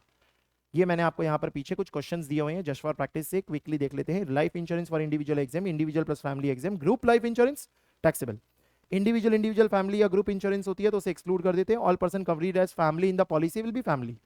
हेल्थ इंश्योरेंस में सेम एग्जेम्प्ट होगा और ये टैक्सेबल होगा। फैमिली फ्लोटर एग्जेम्प्ट होगा, इंडिविजुअल पॉलिसी एग्जेम्प्ट होगा, लेकिन जो कॉर्पोरेट का होगा वो टैक्सेबल होगा। मेडिक्लेम टैक्सेबल नहीं होगा, मेडिक्लेम तो सर एक्शनेबल क्लेम होता है, एक्शनेबल क्लेम तो सप्लाई नहीं होती है। हम तो बात करें प्रीमियम की, प्रीमियम टैक्सेबल होगा या नहीं। री इंश्योरेंस दोनों ही केसेस में दोनों एंट्रीज में एग्जाम कर दिया जाएगा। नीचे क्लोजर में आपको दिया है कि ये ग्रुप कवर्स होते हैं तो 18% की रेट पे टैक्सेबल किया जाता है। ग्रुप का क्या मतलब है, एम्प्लॉयर एम्प्लॉय है तो फॉर एम्प्लॉइज, और एम्प्लॉयर नहीं है तो एसोसिएशन सोसाइटी या क्लब वगैरह होता है कि क्लब ने अपने मेंबर्स के लिए पॉलिसी ली है, ऐसा कुछ भी। सम अदर रिलेशनशिप है तो ग्रुप इंश्योरेंस टैक्सेबल है। लोकल डिलीवरी वाया ईसीओ हमने यहाँ पर पढ़ा टैक्सेबल होता है। इंडिविजुअल लाइफ इंश्योरेंस एग्जेम्प्ट है, ग्रुप लाइफ इंश्योरेंस टैक्सेबल है। इंडिविजुअल हेल्थ इंश्योरेंस एग्जेम्प्ट है, ग्रुप हेल्थ इंश्योरेंस टैक्सेबल है, और री इंश्योरेंस ऑफ इंडिविजुअल पॉलिसीज भी एग्जेम्प्ट है। लेकिन फिर ध्यान रखना उसका जो री इंश्योरेंस कमीशन है वो टैक्सेबल हो जाएगा, क्योंकि इसमें पैराग्राफ 10 का मुझे बेनिफिट नहीं मिलेगा। दो पैरा पड़े ना, पैरा 9 और पैरा 10, एक को इंश्योरेंस का और एक री इंश्योरेंस का जो हमने डिस्कशन देखा होता है। डन। इसके साथ क्या कंप्लीट हो गया, एग्जेम्पशंस कंप्लीट हो गए हमारे। एग्जेम्पशंस तो एक लोकल डिलीवरी की बात की हमने एग्जेम्पशंस के अंदर, और जीटीए की डेफिनेशन को हमने क्लियरली अपडेट करके क्लैरिफाई कर दिया, और उसके बाद हेल्थ इंश्योरेंस और लाइफ इंश्योरेंस के प्रोविजंस पढ़े। बाकी एग्जामिशन में जो आपने जैसा पढ़ा है वो वैसा ही है, उसके अंदर और कोई अपडेट नहीं है। अब आ जाते हो टाइम ऑफ सप्लाई के चैप्टर पे। 12.4 और 13.4 डिलीट हो गए, ये दोनों सेक्शंस ओमिट कर दिए गए हैं, 12.4 और 13.4। ये मैंने आपको पहले ही बता दिया था, क्योंकि आप ये बात पहले से पढ़ चुके हैं कि जो वाउचर्स हैं जिन्हें यहाँ कवर किया गया था, जिसके लिए पढ़ाया जाता था सप्लाई आइडेंटिफाइबल है तो टाइम ऑफ इशू, और अगर सप्लाई आइडेंटिफाइबल नहीं है तो रिडेम्पशन, ये पढ़ाया जाता था। ये यूजलेस है। क्यों यूजलेस था, इसलिए ओमिट कर दिया कि वाउचर्स अगर प्रीपेड इंस्ट्रूमेंट्स हैं तो उन्हें हम मनी मानते हैं, क्योंकि वो रिकॉग्नाइज्ड बाय आरबीआई होंगे। तो जिसे मनी मानते हैं ना वो गुड्स हो सकता है ना वो सर्विस हो सकता है, तो जब जीएसटी लग ही नहीं सकता तो टाइम ऑफ सप्लाई का करोगे क्या।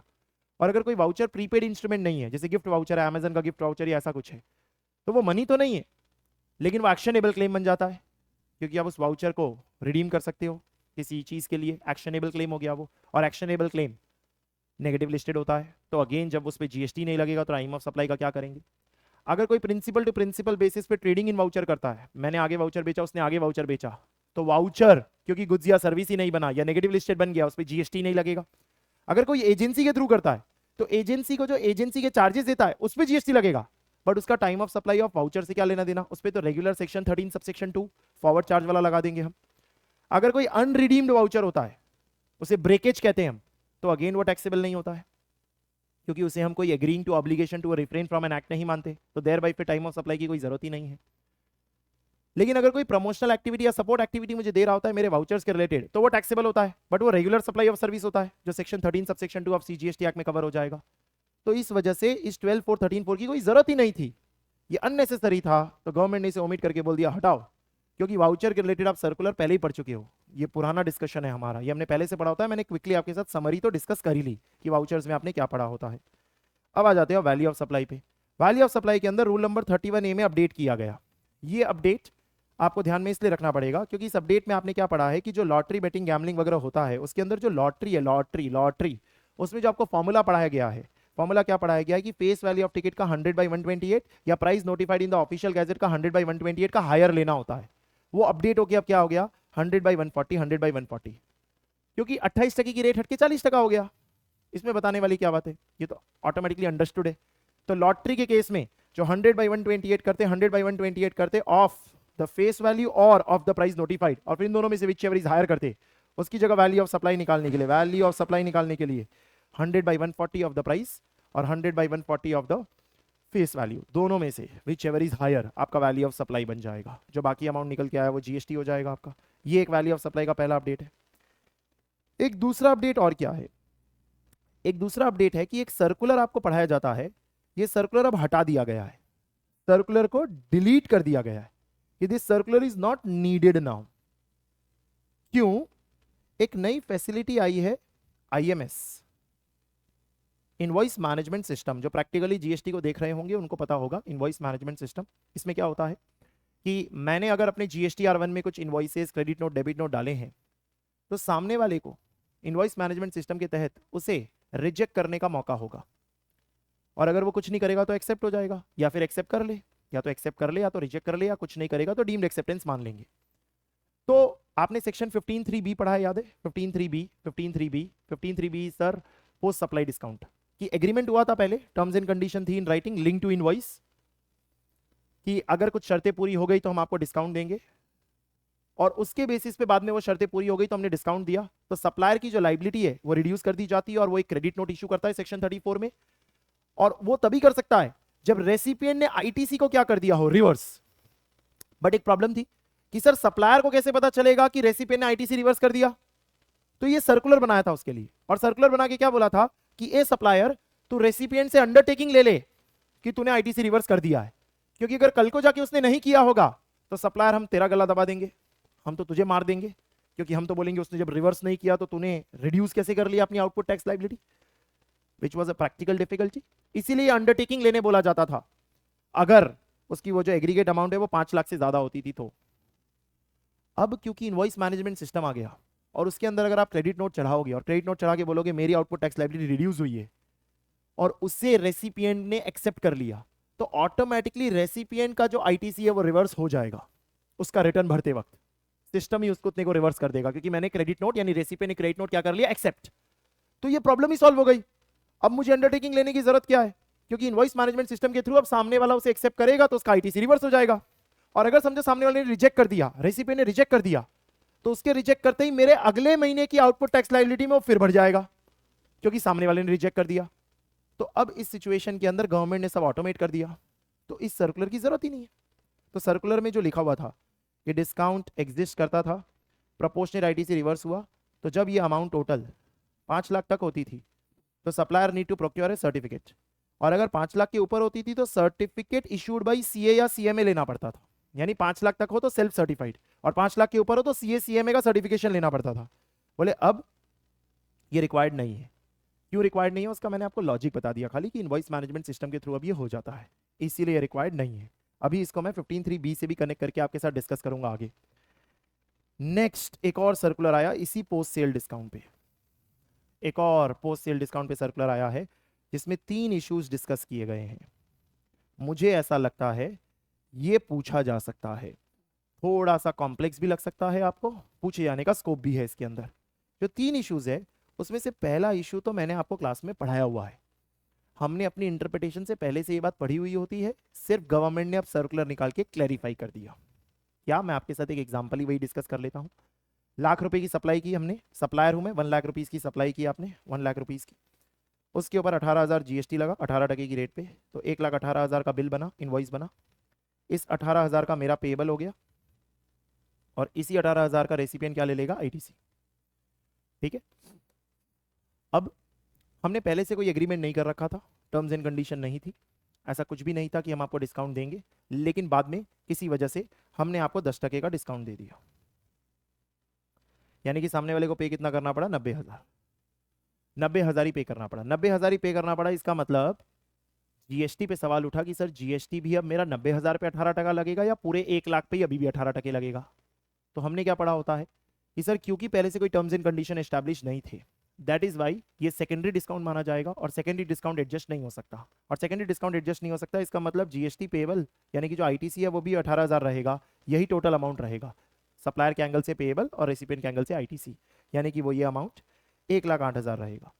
यानी कि ये जो अपना आउटपुट टैक्स लायबिलिटी है, जो सप्लायर है वो अपना आउटपुट टैक्स लायबिलिटी रिड्यूस नहीं कर सकता, और जो फिर रेसिपिएंट है उसे भी अपना आईटीसी रिवर्स करने की जरूरत नहीं, क्योंकि 18,000 का पेबल रहेगा और 18,000 को से आईटीसी मिलेगा। लेकिन क्योंकि 1 लाख की वैल्यू 90,000 की हो गई, भले जीएसटी इंपैक्ट नहीं हुआ, आपको ये बढ़ाया जाता है कि आपको एक कमर्शियल या फाइनेंशियल क्रेडिट नोट इशू करना पड़ेगा। कमर्शियल या फाइनेंशियल क्रेडिट नोट, एक होता है सेक्शन 34 का क्रेडिट नोट। अगर सेक्शन 34 का क्रेडिट नोट होता तो जीएसटी इंपैक्ट हुआ होता, अगर कमर्शियल क्रेडिट नोट है तो जीएसटी इंपैक्ट नहीं होगा। तो इन्होंने सर्कुलर के थ्रू इशू नंबर 1 में यही क्लियर किया कि जब कोई ऐसा पोस्ट सप्लाई डिस्काउंट है जिसमें फाइनेंशियल या कमर्शियल क्रेडिट नोट इशू हुआ है, सेक्शन 34 वाला क्रेडिट नोट इशू नहीं हुआ है, तो आईटीसी रेसिपिएंट को रिवर्स करने की जरूरत नहीं है, क्योंकि सप्लायर का आउटपुट टैक्स लायबिलिटी भी रिड्यूस नहीं होगा। अगर सेक्शन 34 का क्रेडिट नोट है तो फिर आईटीसी रेसिपिएंट को रिवर्स करना पड़ेगा और naturally output tax liability supplier का रिड्यूस हो जाएगा। जो अब कैसे होगा वो मैंने आपको बता दिया, इनवॉइस मैनेजमेंट सिस्टम के थ्रू होगा, कोई अंडरटेकिंग वगैरह लेने की जरूरत नहीं है। तो आप देख लो, रीड कर लो फटाफट। Whether the full ITC is available to the recipient when the recipient makes discounted payment on account of financial या commercial credit note, तो क्लियर किया गया है that it is clarified that the recipient will not be required to reverse the ITC attributed to the discount issued by supplier, as there is no reduction in the original transaction value. Accordingly, the tax liability will also got not reduced. क्योंकि जब कोई भले value कम हो गई आपकी, लेकिन उसके ऊपर जीएसटी के लिए जो वैल्यूएशन की जाती है वो कम नहीं हुई ना, क्योंकि ये कोई सेक्शन 34 का क्रेडिट नोट, ये एक फाइनेंशियल क्रेडिट नोट है, तो देयर बाई आपको रेसिपिएंट को आईटीसी रिवर्स करने की जरूरत नहीं, वो पूरा आईटीसी लेगा, क्योंकि output tax liability of supplier भी इंटैक्ट रहेगी। मैंने सिंपल भाषा में आपको यहाँ पर कंक्लूजन लिख के दिया हुआ है, even though the recipient pays a reduced amount, the GST remains unchanged. Thereby, the recipient is eligible to avail full ITC. The financial commercial credit note does not affect the GST charge, therefore full ITC is available. Done. पहला issue ये पढ़ाया हुआ था, ये revision कराया मैंने आपको, ये एकदम क्लास में हमने पढ़ा है। दूसरा पॉइंट क्या है, पोस्ट सेल डिस्काउंट दिया गया by manufacturer to dealer would be treated as consideration paid by manufacturer for dealer supply to the end customer as a monetary value for inducement of supply to the end customer. Sir आपने जल्दी जल्दी पढ़ दिया, कुछ पता नहीं चला, सुनना बहुत धीरे धीरे, आपको आराम से समझाता हूं। मैन्युफैक्चरर ने गाड़ी बेची डीलर को, डीलर उस गाड़ी को आगे बेचता है कस्टमर को, ये प्रिंसिपल टू प्रिंसिपल रिलेशन होता है। Manufacturer is supplying to dealer, dealer is supplying to customer. Manufacturer ने डीलर को 10 लाख में गाड़ी देनी थी, पर 1 लाख का डिस्काउंट देके 9 लाख में दी। ये 1 लाख 15(3)(b की सारी कंडीशन सेटिस्फाई कर रहा था, it was a post supply discount, तो इसका मतलब जीएसटी कितने पे लगना चाहिए, 9 लाख पे लगना चाहिए। मैन्युफैक्चरर ने अपनी इच्छा से डीलर को linked to invoices discount provide किया, तो जीएसटी देर भाई 9 लाख पे लगेगा। अब डीलर अपनी मर्जी से कस्टमर को किसी भी रेट पे बेचे, किसी भी रेट पे बेचे, वो डीलर की इच्छा, क्योंकि मैंने कहा ना प्रिंसिपल टू प्रिंसिपल बेसिस है, तो डीलर अपने हिसाब से अगर ये डिस्काउंट पास ऑन करना चाहे तो करे, हो सकता है ना पास ऑन करे, उसकी मर्जी, वो अपना मार्जिन ऐड करके आगे कस्टमर को बेचेगा। ये इतना सा मैंने केस बनाया आपके सामने। अब इस केस में एक सवाल क्या उठा कि क्या ये जो 1 लाख रुपए है, इस 1 लाख को कंसिडरेशन माना जाए for inducement of supply and इसके ऊपर जीएसटी लगाया जाए। इंड्यूसमेंट ऑफ सप्लाई के लिए इसे कंसिडरेशन माना जाए और क्या इस पे जीएसटी लगाया जाए, क्यों उठा ये सवाल, उसके लिए कंसिडरेशन की डेफिनेशन याद करो। 2 क्लॉज 31 में आपने कंसिडरेशन की डेफिनेशन पढ़ी है, क्या पढ़ा है 2 क्लॉज 31 में कंसिडरेशन की डेफिनेशन में, कि consideration refers to any payment made और to be made for a monetary value और non monetary value, to do something और not to do something, in respect of, in response of, for inducement of supply of goods services or both। ये आधे बात पढ़ी मैंने, आधा जो consideration की डेफिनेशन है, फॉर इंड्यूसमेंट ऑफ, यानी इंड्यूस करने के लिए अगर कोई अमाउंट पे की जा रही है by the recipient to the supplier, तो उस केस में वो कंसिडरेशन होता है जिसपे जीएसटी लगना चाहिए। तो यहां क्वेश्चन क्या उठा कि ये जो 1 लाख का डिस्काउंट दिया मैन्युफैक्चरर ने डीलर को, क्या ये मैन्युफैक्चरर डीलर को इंड्यूस कर रहा है कि भाई तू मेरी गाड़ी और आगे से आगे बेचे, ज्यादा से ज्यादा बेचे, इसीलिए मैं तुझे इंड्यूस करने के लिए डिस्काउंट दे रहा हूं, तो देर भाई 1 लाख क्या कंसिडरेशन माना जाए और इसके अलग से बिलिंग करके इसके ऊपर जीएसटी लगाया जाए। भाई 15(3)(b के तहत तो नहीं लगेगा, क्योंकि डिस्काउंट आपने लेस कर दिया subject to all the conditions, लेकिन क्या इस 1 लाख को सेपरेट कंसिडरेशन मान के इसके ऊपर जीएसटी लगाया जाए, ये क्वेश्चन उठा। तो गवर्नमेंट ने क्लैरिफिकेशन निकाल के कहा नहीं, ये कोई इंड्यूसमेंट नहीं है, डीलर अपनी मर्जी का मालिक है, डीलर अपनी मर्जी की रेट पे आगे कस्टमर को बेच सकता है। जस्ट बिकॉज मैन्युफैक्चरर ने डीलर को डिस्काउंट दिया है तो आप ये ना माने कि ये कोई इंड्यूसमेंट है, इन्होंने क्लैरिफाई कर दिया। लेकिन अगर मैन्युफैक्चरर और कस्टमर का एग्रीमेंट हुआ है मैन्युफैक्चरर और कस्टमर का एग्रीमेंट हुआ है कि हम डिस्काउंट पे आपको कोई सामान देंगे, यानी कि डीलर और कस्टमर के बीच में मैन्युफैक्चरर आके कस्टमर से एग्रीमेंट करता है और कहता है कि भाई मैं तुझे डिस्काउंट प्रोवाइड करवाऊंगा, डीलर से मैं दूंगा। तो डीलर बोलेगा भाई ये क्या कर रहा है, मैं नहीं देने वाला हूं डिस्काउंट। तो मैन्युफैक्चरर डीलर को क्या बोलेगा, अरे तुझे बेयर नहीं करना है, बेयर मैं करूंगा, टेंशन क्यों लेता है, मैं बेयर करूंगा वो 1 लाख का डिस्काउंट। तो फिर क्या उस 1 लाख को सप्लाई मान लिया जाएगा? Then the answer is yes, फिर 1 लाख को सप्लाई मान लिया जाएगा, क्योंकि फिर उस 1 लाख के लिए एक फिनेंशियल या कमर्शियल क्रेडिट नोट इशू किया जाएगा by the manufacturer to the dealer. Section 34 वाला क्रेडिट नोट इशू नहीं होगा, जिससे आउटपुट टैक्स लाइबिलिटी रिड्यूस नहीं होगी, और वो पूरी की पूरी आउटपुट टैक्स लाइबिलिटी बनी रहेगी पूरी 10 लाख की वैल्यू पे, ना कि 9 लाख की वैल्यू पे, क्योंकि यहां पे आपने उसे सेल आउट करने के लिए सीधे कस्टमर से एग्रीमेंट कर लिया, तो ये इंड्यूसमेंट के लिए आपने किया है, एंड देयर बाय इसे सप्लाई माना जाएगा। यानी जिसको कंक्लूड करना हो, जिसको याद करना हो एग्जाम के लिए, वो इतना ही करेगा। अगर मैन्युफैक्चरर और डीलर के बीच में कोई डिस्काउंट हुआ है जिसमें कस्टमर से हमारा कोई सौदा नहीं है, तो उस डिस्काउंट के ऊपर कोई जीएसटी नहीं लगाएंगे कहीं भी। लेकिन अगर हमने एंड कस्टमर से एग्रीमेंट कर लिया और उसके तहत हमने डीलर को कहा है कि हम बेयर करेंगे, तो क्या उसके ऊपर जीएसटी लगाया जाएगा? यस, ऐसा होता है। विजयदशमी के टाइम पे, दशहरा के टाइम जब बहुत इलेक्ट्रॉनिक्स और गाड़ियां वगैरह खरीदी जाती है, तब कई बार है ना, वो आप सुनोगे कि होंडा, सुजुकी, इन्होंने ऑफर निकाला है कि भाई हम 50,000 के डिस्काउंट पे बेचने वाले ताकि ज्यादा बिके। तो डीलर बोलेगा भाई मैं नहीं बेयर करूंगा, तो मैन्युफैक्चरर बोलेगा ऑफर मैंने निकाला ना, तो मैं बेयर करूंगा, और मैं बेयर करूंगा तो ये मेरा प्रमोशनल है जिसके लिए मैं तुझे पैसे दूंगा, तो फिर उस पर जीएसटी भी लगेगा। अब आप इस इशू 2 को पढ़ोगे तो समझ आ जाएगा। 2 क्लॉज 31 में लिखा है कि consideration to include monetary value for inducement whether by recipient in case there is no agreement between manufacturer, there are 2 independent sale transaction, one from manufacturer dealer, other from dealer to end customer. The essence is that in a contract of sale, if the sale is completed on transfer of title, once this happens, the buyer becomes the owner and the seller has no vestige of title or claims therein. The dealer takes ownership from manufacturer and subsequently sells them. The transaction between them operates on a principal to principal basis. These discounts are simply given for competitive pricing. Merely reducing the sale price is not linked to any independent activity rendered to the manufacturer. Therefore, it is clarified that such discount cannot be included in consideration. However, where the manufacturer has some agreement with an end customer to supply goods, they may issue a commercial or credit note to the dealer. Thereby, it is clarified that such a post-sale discount for supplying goods at a discounted rate should be included in the overall consideration as it is inducement towards supply of goods by the dealer to the customer. फिर उसके ऊपर हम GST लगाएंगे, उसे हम include करेंगे। नीचे मैंने सिंपल इजी कर दिया, खाली ये 2 लाइन भी याद कर लोगे तो हो गया।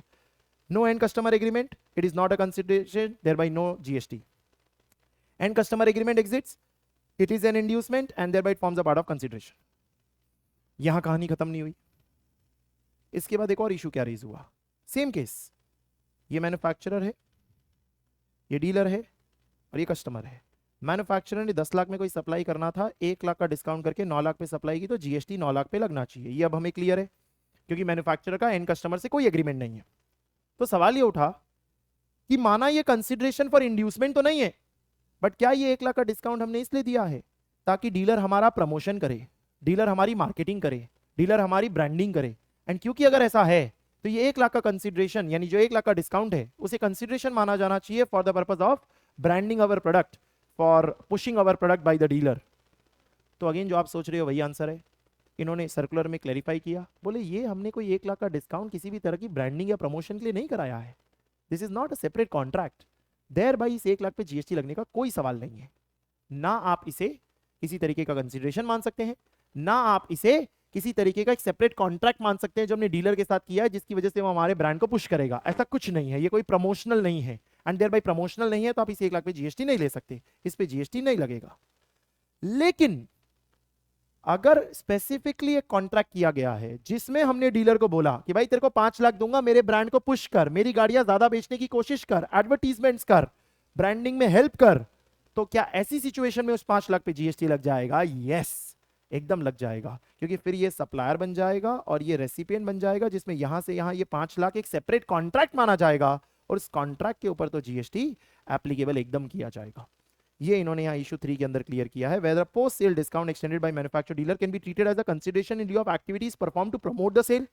तो इन्होंने कहा when such post sale discount is given, they may engage in promotional activity to boost sale. However, it ultimately enhances the sale of goods that dealer themselves own.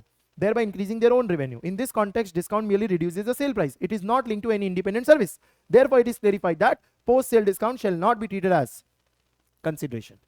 However, GST would be leviable where the dealer undertakes specific sale promotional activities, campaigns, branding, customization, वगैरह वगैरह, where the services are explicitly stated in the agreement which clearly defines consideration payable for such a supply. In such a case, it is a distinct service and उसके ऊपर GST लगेगा. Easy करने के लिए खाली आपको इतना डाला है, routine promotion by the dealer, कोई कंसिडरेशन नहीं है. Specific contractual promotional service, GST लगेगा. पूरे सर्कुलर को इतने से में समराइज किया हुआ है, खाली इतना पढ़ लो, बाकी पूरा पढ़ने की नीड नहीं है. पहला, फाइनेंशियल क्रेडिट नोट अगर वगैरह है तो क्या आईटीसी रिवर्स करना पड़ेगा? नहीं. दूसरा, पोस्ट सेल डिस्काउंट क्या कंसिडरेशन माना जाएगा? नॉर्मल केस में नहीं. अगर एंड कस्टमर के साथ एग्रीमेंट है तो यस. डिस्काउंट को क्या सर्विस कंसिडरेशन माना जाए? तो बोले रूटीन प्रमोशन है तो नहीं, लेकिन अगर प्रमोशनल सर्विसेज कॉन्ट्रैक्चुअल है तो यस. ये आपके साथ मैंने यहां पर वैल्यू ऑफ सप्लाई के अंदर डिस्कस किया. अब आ जाते हैं इनपुट टैक्स रेट के चैप्टर पे. इनपुट टैक्स रेट का नेक्स्ट हमारे चैप्टर में क्या अपडेट हुआ है? ये एक छोटा सा ड्राफ्टिंग एरर था इनका लॉ में, उसको इन्होंने ठीक किया है. आईएसडी में, इनपुट सर्विस डिस्ट्रीब्यूटर में, इनपुट सर्विस डिस्ट्रीब्यूटर में इन्होंने क्या लिखा था कि अगर कोई आईएसडी को इनपुट सर्विसेज रिसीव हुई है और वो फॉरवर्ड चार्ज में हो या रिवर्स चार्ज में हो, और रिवर्स चार्ज 9(3) हो या 9(4) हो, कोई फर्क नहीं पड़ता. इनपुट सर्विस डिस्ट्रीब्यूटर अपने रेसिपिएंट्स को उसे डिस्ट्रीब्यूट कर सकता है, उन कॉमन सर्विसेज को डिस्ट्रीब्यूट कर सकता है. ये बात लिखी हुई थी. अब इसमें इनसे एक ड्राफ्टिंग एरर क्या हुआ था, इनसे यहां 9(3), 9(4) के अलावा 5(3) और 5(4) लिखना रह गया था लॉ में. मतलब अगर सीजीएसटी एसजीएसटी रिवर्स चार्ज है तो लिखा हुआ था कि वो उसे डिस्ट्रीब्यूट कर सकते हैं, लेकिन अगर आईजीएसटी का रिवर्स चार्ज है, section 5 subsection 3 5 subsection 4 of IGST act, तो वो लिखना रह गया. तो उससे इंटरप्रिटेशन लिटरली क्या बन गई कि उसे डिस्ट्रीब्यूट नहीं कर सकते, क्योंकि भाई बोला नहीं है कि उसे आप डिस्ट्रीब्यूट कर पाओगे. तो इन्होंने इसे ठीक कर दिया, और ठीक करके यहां पर खाली ऐड कर दिया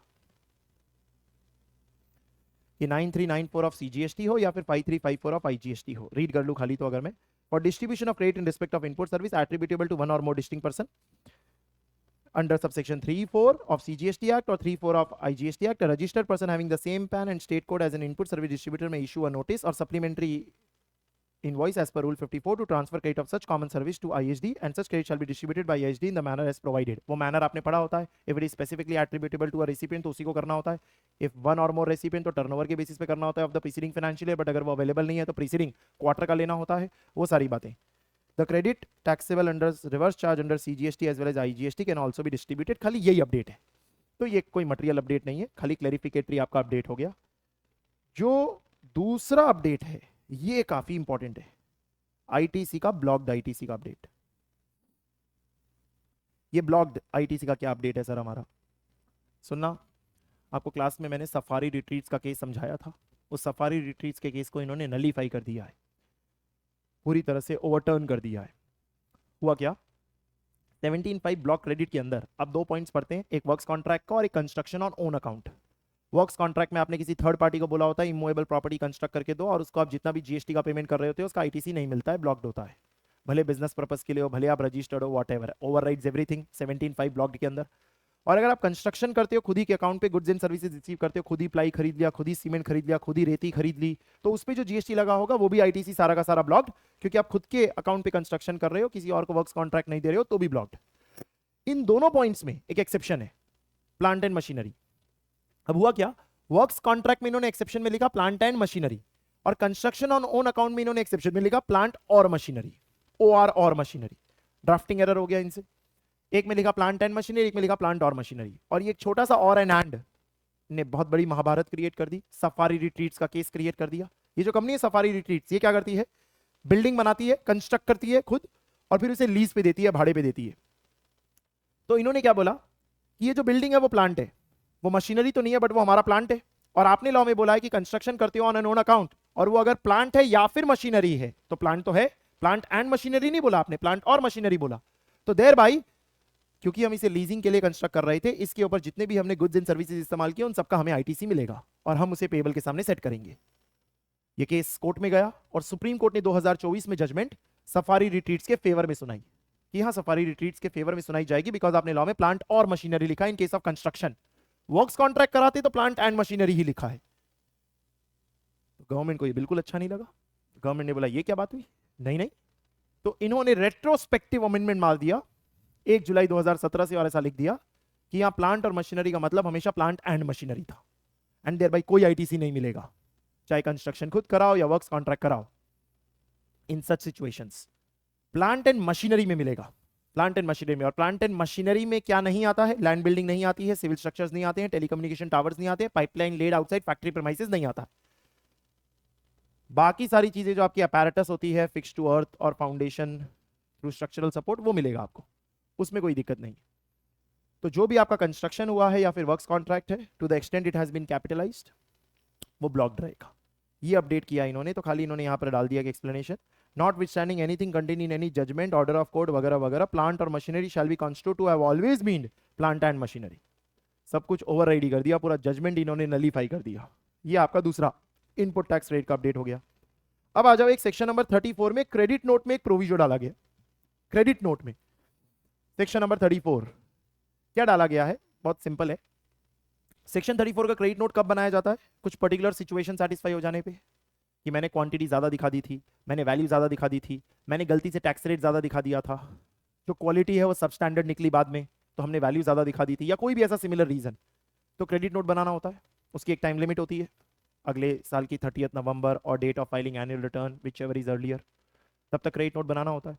सप्लायर क्रेडिट नोट बनाएगा, जिससे उसकी आउटपुट टैक्स लायबिलिटी क्या होगी? रिड्यूस। और उसकी अगर आउटपुट टैक्स लायबिलिटी रिड्यूस होगी तो जो रेसिपिएंट है उसको आईटीसी क्या करना पड़ेगा? रिवर्स। तो इन्होंने प्रोविजो डाल के इसे थोड़ा सा क्लियर कर दिया, और क्लियर करके क्या बोला कि ये सप्लायर तेरी आउटपुट टैक्स लायबिलिटी रिड्यूस नहीं होगी, ये सप्लायर तेरी आउटपुट टैक्स लायबिलिटी रिड्यूस नहीं होगी अगर आईटीसी जो रेसिपिएंट ने लिया है उसने रिवर्स नहीं कर दिया हो तो। यानी आईटीसी रेसिपिएंट को रिवर्स करना पड़ेगा, तभी तेरी आउटपुट टैक्स लायबिलिटी रिड्यूस होगी, जो अब आईएमएस के थ्रू किया जा रहा है, जो मैंने आपको समझाया। यानी कि अगर सप्लायर जीएसटीआर1 भरते वक्त बोल देता है क्रेडिट नोट इशू करके कि मेरी आउटपुट टैक्स लायबिलिटी रिड्यूस हो गई, क्योंकि जैसे क्रेडिट नोट इशू करेगा उसकी आउटपुट टैक्स लायबिलिटी रिड्यूस हो जाएगी, तो उसी महीने के रेसिपिएंट के केस में उसको इंटीमेशन जाएगा कि तेरा आईटीसी इतना क्या हो जाना चाहिए? रिवर्स। लेकिन रेसिपिएंट ने रिजेक्ट कर दिया, रेसिपिएंट ने बोला नहीं, ऐसा कुछ नहीं है, तो रेसिपिएंट ने आईटीसी रिवर्स नहीं किया, तो अगले महीने जीएसटीआर1 के अंदर जो सप्लायर की लायबिलिटी है वो वापस बढ़ी हुई दिखेगी, उसका आउटपुट टैक्स लायबिलिटी रिड्यूस नहीं होगा। ये इन्होंने B2B केसेस के लिए समझाया, where the recipient is registered. B2B cases, क्योंकि B2B केसेस के अंदर सामने वाला आईटीसी लेता है, तो अगर उसने आईटीसी ले लिया होगा तो उसे रिवर्स करना पड़ेगा, तो ही मेरा आउटपुट टैक्स लायबिलिटी रिड्यूस होगा। अगर उसने रिवर्स नहीं किया तो मेरा आउटपुट टैक्स लायबिलिटी रिड्यूस नहीं होगा, वो ऊपर ही रह जाएगा। लेकिन अगर समझो हम B2C केसेस देखें तो उसमें क्या, क्योंकि B2C केसेस में तो सामने वाले ने आईटीसी लिया ही नहीं होगा, उसके ऊपर तो सीधे बर्डन गिर गया होगा पूरा का पूरा, और अगर उसके ऊपर पूरा बर्डन गिर गया जीएसटी का, तो फिर आउटपुट टैक्स लायबिलिटी सप्लायर की रिड्यूस क्यों होनी चाहिए? क्योंकि पूरा बर्डन तो रेसिपिएंट ने बेयर किया है। तो लॉ में क्या लिखा गया कि ए सप्लायर तेरी आउटपुट टैक्स लायबिलिटी रिड्यूस नहीं होगी अगर इंसिडेंस तूने दूसरे पर्सन पे क्या कर दिया है? पास। यानी कि अगर मैं रेसिपिएंट से उतना पैसा वापस मंगा लूं तो मेरी आउटपुट टैक्स लायबिलिटी रिड्यूस हो जाएगी। अगर मैं उतना पैसा वापस नहीं मंगाऊंगा और रेसिपिएंट पे बर्डन गिरा होगा, यानी मैंने इंसिडेंस पास ऑन कर दिया पूरी तरह से B2C के केस में, तो मेरी आउटपुट टैक्स लायबिलिटी रिड्यूस नहीं होगी। एक एग्जांपल लूं तो 1 लाख पे 18 टका लगा, 1,18,000 मैंने सामने वाले को बेचा, उसने मुझे 1,18,000 दे दिए, पूरा 1,18,000 का बर्डन उस पर गिरा, 18,000 के पूरी जीएसटी का बर्डन उस पर गिरा। अब मैंने क्रेडिट नोट इशू किया और क्रेडिट नोट इशू करके क्या बोला कि 10% का डिस्काउंट है समझो, तो 18,000 पे 1,800 का जीएसटी मैं रिवर्स करना चाहता हूं, मतलब मेरी आउटपुट टैक्स लायबिलिटी को रिड्यूस करना चाहता हूं। मैं नहीं कर सकता क्योंकि उसका बर्डन तो आप सामने वाले पे पास कर चुके हो। आप कब कर पाओगे? जब आप 1,800 रुपए उससे वापिस दे दोगे कि भाई तेरे से मैंने लिए थे ना, ये ले 1,800 वापिस ले, और अब मैं मेरा आउटपुट टैक्स लायबिलिटी रिड्यूस कर सकता हूं। B2C के केस में, और B2B के केस में तो आपको सिर्फ ये देखना है सामने वाले ने आईटीसी रिवर्स किया है नहीं। अगर आईटीसी रिवर्स कर दिया तो मेरा आउटपुट टैक्स लायबिलिटी रिड्यूस हो जाएगा, अगर आईटीसी रिवर्स नहीं किया तो मेरा आउटपुट टैक्स लायबिलिटी जो का त्यों रह जाएगा, उसमें कोई चेंज नहीं किया जाएगा। This is tax invoice credit note and debit note का जो हमारा अपडेट आया। फिर आ जाता है रिटर्न चैप्टर के अंदर अपडेट। यहां एक सेक्शन नंबर 38 में छोटा सा अपडेट है, काम का नहीं है कुछ। ऑटो जनरेटेड स्टेटमेंट आप बोलते थे जीएसटीआर2बी को, जीएसटीआर2बी को, उसकी जगह उसे अब खाली स्टेटमेंट बोला जाएगा। ऑटो जनरेटेड स्टेटमेंट नहीं बोलेंगे, खाली स्टेटमेंट बोलेंगे। सर इसका मतलब अब जीएसटीआर2बी ऑटो जनरेट नहीं होगा? सर जीएसटीआर2बी अभी भी ऑटो जनरेट ही होगा, लेकिन सिर्फ हम उसे बुलाएंगे स्टेटमेंट। सर ऐसा क्यों किया, इससे क्या फर्क पड़ जाएगा? ऐसा इसलिए किया, इससे फर्क इसलिए पड़ जाएगा क्योंकि अब गवर्नमेंट ने कहा है कि इसे आप अपडेट भी कर पाओगे, यानी मैन्युअली अब GSTR2 भी अपडेट हो पाएगा। यानी अभी तक खाली रीड ओनली फॉर्मेट होता था, चिपका हुआ जो आ गया वो होता था, अब ये अपडेट भी होगा। मतलब जनरेट तो अभी भी ऑटो ही होगा GSTR1 के बेसिस पे, लेकिन उसके बाद अपडेटेड भी पॉसिबल है। इसी वजह से इन्होंने कह दिया कि अब इसे ऑटो जनरेटेड नहीं स्टेटमेंट बुलाएंगे। तो एग्जाम एंगल से कोई काम का नहीं है। मैंने आपको पूरा सेक्शन यहाँ पर दिया हुआ है, इग्नोर कर सकते हो, वही सेम टू सेम कंटेंट दिया है, और लास्ट में ये भी लिख दिया है कुछ और चीजें भी प्रिस्क्राइब करनी होगी तो हम प्रिस्क्राइब करेंगे, तो प्रिस्क्राइब करेंगे तब देखा जाएगा। अभी तक तो सेक्शन के अंदर जो बातें हैं वही प्रिस्क्राइब नहीं है, तो अंदर की बातें तो कोई काम की है नहीं।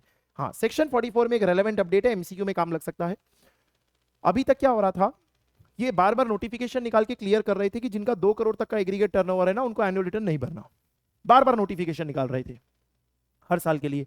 अब इन्होंने लॉ में डाल दिया, बोले 24-25 एंड ऑनवर्ड्स जिनका टर्नओवर 2 करोड़ तक है, aggregate turnover in any financial year, उनको एनुअल रिटर्न नहीं भरना। खत्म करो बात। यानी कि अब बार बार नोटिफिकेशन नहीं निकालेंगे, एक ही बार में बता दिया 2 करोड़ तक का एग्रीगेट एनुअल टर्नओवर है इन एनी फाइनेंशियल ईयर, तो आपको GSTR9 नहीं भरना। तो अब अगर मैं आपको कंक्लूजन बता दूं तो 2 करोड़ तक है तो भरना ही नहीं है रिटर्न, 2 करोड़ के ऊपर है, 5 करोड़ तक है तो रिटर्न भरना है, 5 करोड़ के ऊपर है तो रिटर्न भी भरना है, और GSTR9C का सेल्फ सर्टिफिकेशन भी करना है। पहले तो ऑडिट होती थी, ऑडिट तो बंद हो गई कई सालों पहले, तो सेल्फ सर्टिफिकेशन में आपको GSTR9C करना होगा। तो रेंज याद रखो, 2 करोड़ तक कुछ नहीं करना, 2 करोड़ के ऊपर 5 करोड़ तक खाली रिटर्न भरना है, और 5 करोड़ के ऊपर रिटर्न के साथ साथ GSTR9C भी आपको फाइल करना रहेगा। That is your section 44 returns का अपडेट हो जाता है। अब नेक्स्ट आ जाते हैं रिफंड चैप्टर पे। रिफंड चैप्टर में एक छोटा सा अपडेट हुआ है with regard to provisional refund. Provisional refund क्या हुआ है मैं बता देता हूं आपको, थियोरेटिकल है। प्रोविजनल रिफंड क्या होता है, जल्दी रिफंड मिले ताकि वर्किंग कैपिटल ब्लॉकेज ना हो। तो आपने पढ़ा होता है जीरो रेटेड सप्लाई के केस में, जीरो रेटेड सप्लाई के केस में जैसे ही आप एप्लीकेशन फॉर रिफंड करेंगे और उसका एक्नॉलेजमेंट जनरेट होगा, उसके 7 दिनों के अंदर अंदर आपको प्रोविजनल रिफंड 90% दे दिया जाएगा इन case of zero rated supplies. In case of zero rated supplies आपने ये पढ़ा होता है, जिसके अंदर आपका क्लेम प्रॉपर ऑफिसर स्क्रूटनाइज करेगा और 7 डेज के अंदर अंदर वो आपको प्रोविजनल रिफंड दे देगा from the date of acknowledgement. ये पढ़ा होता है। इन्होंने यहां पर चेंजेस करके क्या कहा कि अब प्रॉपर ऑफिसर क्लेम को स्क्रूटनाइज नहीं करेगा, सिस्टम रिस्क एनालिसिस पैरामीटर के बेसिस पे उसे चेक करेगा और सिस्टम ही उसके बेसिस पे प्रोविजनल रिफंड दे देगा। यानी इन्होंने मैनुअल को ऑटोमेट कर दिया कि ऑफिसर को अब स्क्रूटनाइज करने की जरूरत नहीं है, सिस्टम के बेसिस पे कर देंगे। बट इसका मतलब ये बिल्कुल नहीं है कि ऑफिसर आपका प्रोविजनल रिफंड रोक नहीं सकता। अगर प्रोविजनल रिफंड रोकने के प्रॉपर ऑफिसर के पास reasons to be recorded in writing होंगे तो वो रोक तो अभी भी सकता है। यानी पहले तो पास ही प्रॉपर ऑफिसर खुद स्क्रूटनाइज करके करता था, अब क्या बोल दिया, प्रॉपर ऑफिसर खुद नहीं करेगा, सिस्टम करेगा। लेकिन सिस्टम को अगर रोकना है कि नहीं हो तो प्रॉपर ऑफिसर उसे रोक तो सकता है, जबकि पहले तो पास ही वो करता था। अब सिस्टम अपने पैरामीटर्स के बेसिस पे पास करेगा, सिर्फ अगर सही reasons to be recorded in writing है तो प्रॉपर ऑफिसर रोक सकता है। और दूसरा क्या, प्रोविजनल रिफंड पहले खाली जीरो रेटेड सप्लाईज में पॉसिबल था, अब इन्वर्टेड ड्यूटी स्ट्रक्चर में भी पॉसिबल कर दिया गया है। यानी इन्वर्टेड ड्यूटी स्ट्रक्चर में भी आपको, जब आपका इनपुट का टैक्स रेट ज्यादा है और आउटपुट का टैक्स रेट कम है, तो उसकी वजह से जो आपकी ड्यूटी का रिफंड बन रहा होगा, टैक्स का रिफंड बन रहा होगा, वो भी प्रोविजनल बेसिस पे 7 डेज में अब आपको दे दिया जाएगा। ये प्रोविजनल रिफंड का अगर रोकने का प्रॉपर ऑफिसर ने कोई ऑर्डर पास किया तो आप इसके खिलाफ किसी भी तरह की अपील या किसी भी तरह का रीवैलिडेशन प्रॉपर ऑफिसर से नहीं करा सकते, वो पॉसिबल नहीं है। ये बात पहले भी थी और अभी भी है। इन सब के बाद इन्होंने 2 बातें और डाली है कि कुछ स्पेसिफाइड गुड्स के केस में आप प्रोविजनल रिफंड नहीं ले पाएंगे। स्पेसिफाइड गुड्स नोटिफाई कर दिए और बोले इन 4 गुड्स के केस में आप प्रोविजनल रिफंड ले ही नहीं पाएंगे। और दूसरा ऐसा बोल दिया कि किसी का अगर आधार ऑथेंटिकेशन बाकी होगा, रूल 10B वाला, एग्जिस्टिंग रजिस्टर्ड पर्सन जो लोग हैं, जिन्होंने पहले रजिस्ट्रेशन लिया था आधार ऑथेंटिकेशन आने के पहले और आज तक आधार ऑथेंटिकेशन नहीं कराया, तो वो प्रोविजनल रिफंड नहीं ले पाएंगे, उनका प्रोविजनल रिफंड हम फंसा देंगे। देख लो क्या क्या हुआ है, मैंने आपको समराइज करके फटाफट बता दिया, सिर्फ देख लो एक बार। The proper officer on the basis of identification and evaluation of risk by the system, ये बात ऐड हुई है। पहले यहां लिखा होता था on the basis of claim scrutinised by the officer, तो उसकी जगह हो गया on the basis of identification and evaluation of the system shall make an order sanctioning the amount of refund due to an on a provisional basis within a period not exceeding 7 days from the date of acknowledgement. जब भी आपने refund application किया उसके acknowledgement से 7 दिनों के अंदर अंदर आपको प्रोविजनल रिफंड दे दिया जाएगा by the proper officer on the basis of system ने अगर उसे पास कर दिया तो। However proper officer for reasons to be recorded in writing may not grant and proceed with order, यानी कि वो उसे रोकना चाहे, भले सिस्टम ने ग्रांट कर भी दिया हो तो रोक तो सकता ही है। और इस ऑर्डर के खिलाफ आप कोई भी तरीके का रीवैलिडेशन नहीं करा सकते, मतलब अपील या किसी भी और तरीके के प्रोसेस में आप नहीं जा सकते हैं। सिंपल कर दे तो ये आपके लिए काम का है। It was granted on the basis of scrutiny, now it is on the basis of risk analysis bye the system. Earlier it was granted only for zero rated, but now it has been made applicable for zero rated and inverted duty structure also. However, the proper officer will still have the power to not grant provisional refund for reasons to be recorded in writing. और एक और बात क्या कि provisional refund नहीं मिलेगा अगर आपने आधार ऑथेंटिकेशन नहीं कराया, और इन 4 तरह के गुड्स में नहीं मिलेगा। 4 तरह के गुड्स में नहीं मिलेगा, प्रोविजनल रिफंड आपको नहीं दिया जाएगा। अब ये 4 याद कर लो, क्योंकि आपके मटेरियल में डाले हैं इन्होंने। आइडियली ये लिस्ट याद नहीं करनी होती है, बट इन्होंने डाला है तो याद कर लो। एरेका नट्स, पान मसाला, टोबैको एंड उसके manufacture tobacco substitutes and essential oils, in cases में प्रोविजनल रिफंड नहीं देंगे। मतलब भले जीरो रेटेड सप्लाई कर रहे हो आप इनकी, फिर भी हम आपको प्रोविजनल रिफंड नहीं देंगे, मतलब एक्चुअल रिफंड देंगे। देखो गलत मतलब मत समझना, हम ये नहीं बोल रहे रिफंड ही नहीं देंगे, हम बोल रहे प्रोविजनल रिफंड नहीं देंगे। मतलब एक बार में जो 90% रिलीज किया जाता है वैसा नहीं करेंगे हम, पूरी स्क्रूटनी करने के बाद प्रॉपर जो रिफंड दिया जाता है वही सीधे देंगे आपको। वो एक यहाँ पर अपडेट आपको इन 4 गुड्स के लिए, या फिर जिनका आधार ऑथेंटिकेशन बाकी है, दोनों में से अगर कोई भी बात हिट हो गई तो उस केस में हम आपका प्रोविजनल रिफंड पास नहीं करेंगे। तो ये आपका रिफंड रिलेटेड अपडेट हो गया। फिर आ जाते हैं डिमांड एंड रिकवरी के अंदर। ये लिमिट जो आपने सेक्शन 73, 74 में पढ़ी है ये सेम है, सिर्फ इसको 74A और 122 में भी कॉपी कर दिया गया है। तो सिर्फ एक टेक्निकल अपडेट है, अपडेट नहीं है ये कहने को कि भाई 73, 74 स्क्रैप हो गया। 73, 74 अब आपको पढ़ना ही नहीं है। हाँ, मई 26 एंड ऑनवर्ड्स अब आपको 73, 74 पढ़ना ही नहीं है, ये ध्यान में रखना। स्क्रैप आपको 74A ही पढ़ना है। तो डिमांड एंड रिकवरी के सारे केसेस जो डिमांड वाले हैं वो आपके 74A में ही जाएंगे। तो उसके लिए अब आपको ये लिमिट पढ़नी है। जो लिमिट वही है, CGST खाली है तो 10 लाख तक है तो सुपरिटेंडेंट, 10 लाख से ऊपर 1 करोड़ तक है तो DCAC, 1 करोड़ के ऊपर विदाउट एनी लिमिट तो एडिशनल कमिश्नर, जॉइंट कमिश्नर। अगर सिर्फ IGST है तो डबल, और अगर CGST प्लस IGST है तो भी खाली CGST वाले का डबल। वही है, नहीं है ही नहीं, ये आपने बुक में भी यही पढ़ा है। और ये इसको पेनल्टी के लिए भी बता दिया इन्होंने कि खाली पेनल्टी का ऑर्डर होगा, खाली पेनल्टी का तो भी यही लिमिट रहेगी कि अगर 10 लाख तक है और CGST की पेनल्टी है तो उस केस में सुपरिटेंडेंट, 10 लाख के ऊपर 1 करोड़ तक है तो DCAC, और additional commissioner, joint commissioner 1 crore के ऊपर है तो। अगर IGST है या कंबाइंड ऑफ CGST IGST है तो अगेन CGST में जो पढ़ा उसका डबल। ये पेनल्टी में भी कर दिया। मतलब अपडेट ये है, 74A में भी हो गया, 122 में भी हो गया, और कुछ नहीं है। मैंने आपको यहाँ पर और कुछ प्रोवाइड नहीं किया है। फिर एक नया सेक्शन आया है पेनल्टी चैप्टर में, 122B, नया पेनल्टी का सेक्शन है, तो ये इंपॉर्टेंट हो सकता है, नया सेक्शन ही आया है ऑल टुगेदर। बट इस सेक्शन को समझने के लिए जो एक और नया सेक्शन आया है 148A मिसलेनियस के चैप्टर में, पहले वो समझना होगा, जिसे नाम दिया गया है track and trace mechanism. Track and trace mechanism. आपको पहले 148A का थोड़ा सा ब्रीफ देता हूं, फिर 122B अपने आप समझ में आ जाएगा, जो पेनल्टी का सेक्शन है। गवर्नमेंट अब एक नया प्रोसेस लाई है, और जितने भी उनको सेंसिटिव आइटम्स लगते हैं, सेंसिटिव मतलब जैसे टोबैको वगैरह, पुड़िया, जर्दा और ये सारी चीजें जिन पे हैवी GST कलेक्शन होता है और गवर्नमेंट के रडार में रहते हैं, ये इन पे जरा सा भी रेवेन्यू लीकेज ना हो, ये इंश्योर करने के लिए ट्रैक एंड ट्रेस मैकेनिज्म लाए हैं। और ये क्या बोलने वाले हैं आपसे, जितने वो पुड़िया उड़िया बनेगी, पैकेट्स बनेंगे, उनके ऊपर अब आपको एक आइडेंटिफिकेशन मार्क लगाना पड़ेगा, QR कोड टाइप। उसे स्कैन करके उसकी पूरी डिटेल पता चलनी चाहिए, कौन सी फैक्ट्री में बना, किस दिन बना, किसने बनाया, पूरी डिटेल। मतलब दुकान से जाके, पान की दुकान से आप 1 रुपए की पुड़िया खरीद रहे होगे, और जितने की भी आती है मालूम नहीं मेरे को, वो जितने की भी आती है, वो रजनीगंधा, पान मसाला, जो भी चीज़ें, उस पर कोई भी पर्सन उसको सिर्फ QR कोड से देख के पूरा ट्रैक कर सकता है कि क्या हुआ क्या नहीं हुआ। इससे रेवेन्यू लीकेज होने का स्कोप ही खत्म हो जाएगा। ये स्कीम लेके आए हैं। गुड्स नोटिफाई करेंगे, अभी तक किया नहीं है इन्होंने, बट ये किन चीज़ों के लिए करने वाले हैं वो मैं आपको बता रहा हूँ खाली। तो सेक्शन ले आए हैं, नोटिफाई करेंगे। तो ये एक एग्जांपल दे रहा हूं कि शायद ये पान मसाला पे करेंगे, जिन जिन चीजों पे इनको सेंसिटिविटी लगती है उन पे करेंगे, और पूरी ट्रेस एंड ट्रैक करेंगे। तो इसमें अब वो जो मैन्युफैक्चरर, उसकी जिम्मेदारी हो गई कि वो ये कंप्लाई करे।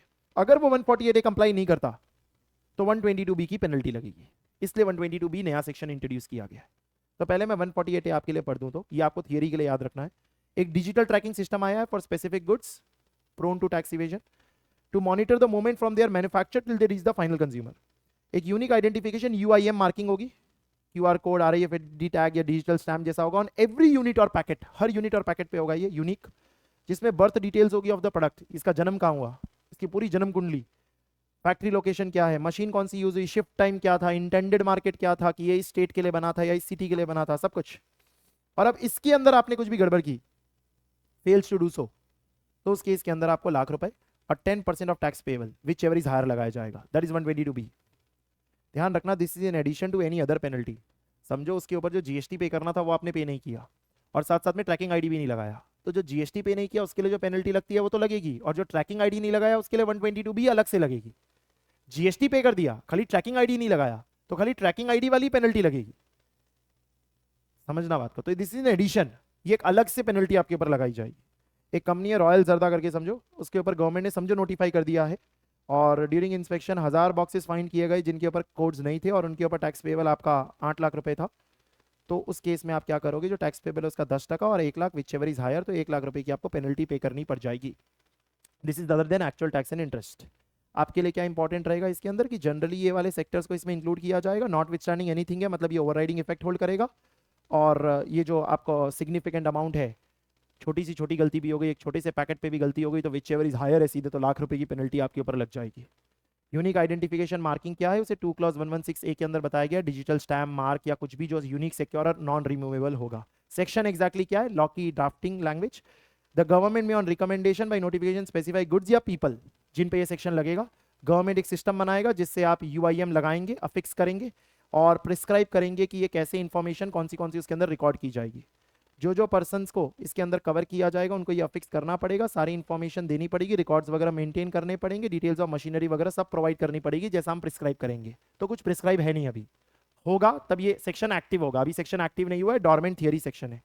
और अगर आपने इस सेक्शन में कुछ भी गड़बड़ की तो 122B में लिखा हुआ है कि आपके ऊपर पेनल्टी होगी, penalty of an amount equal to 1 lakh और 10% of tax payable whichever is higher.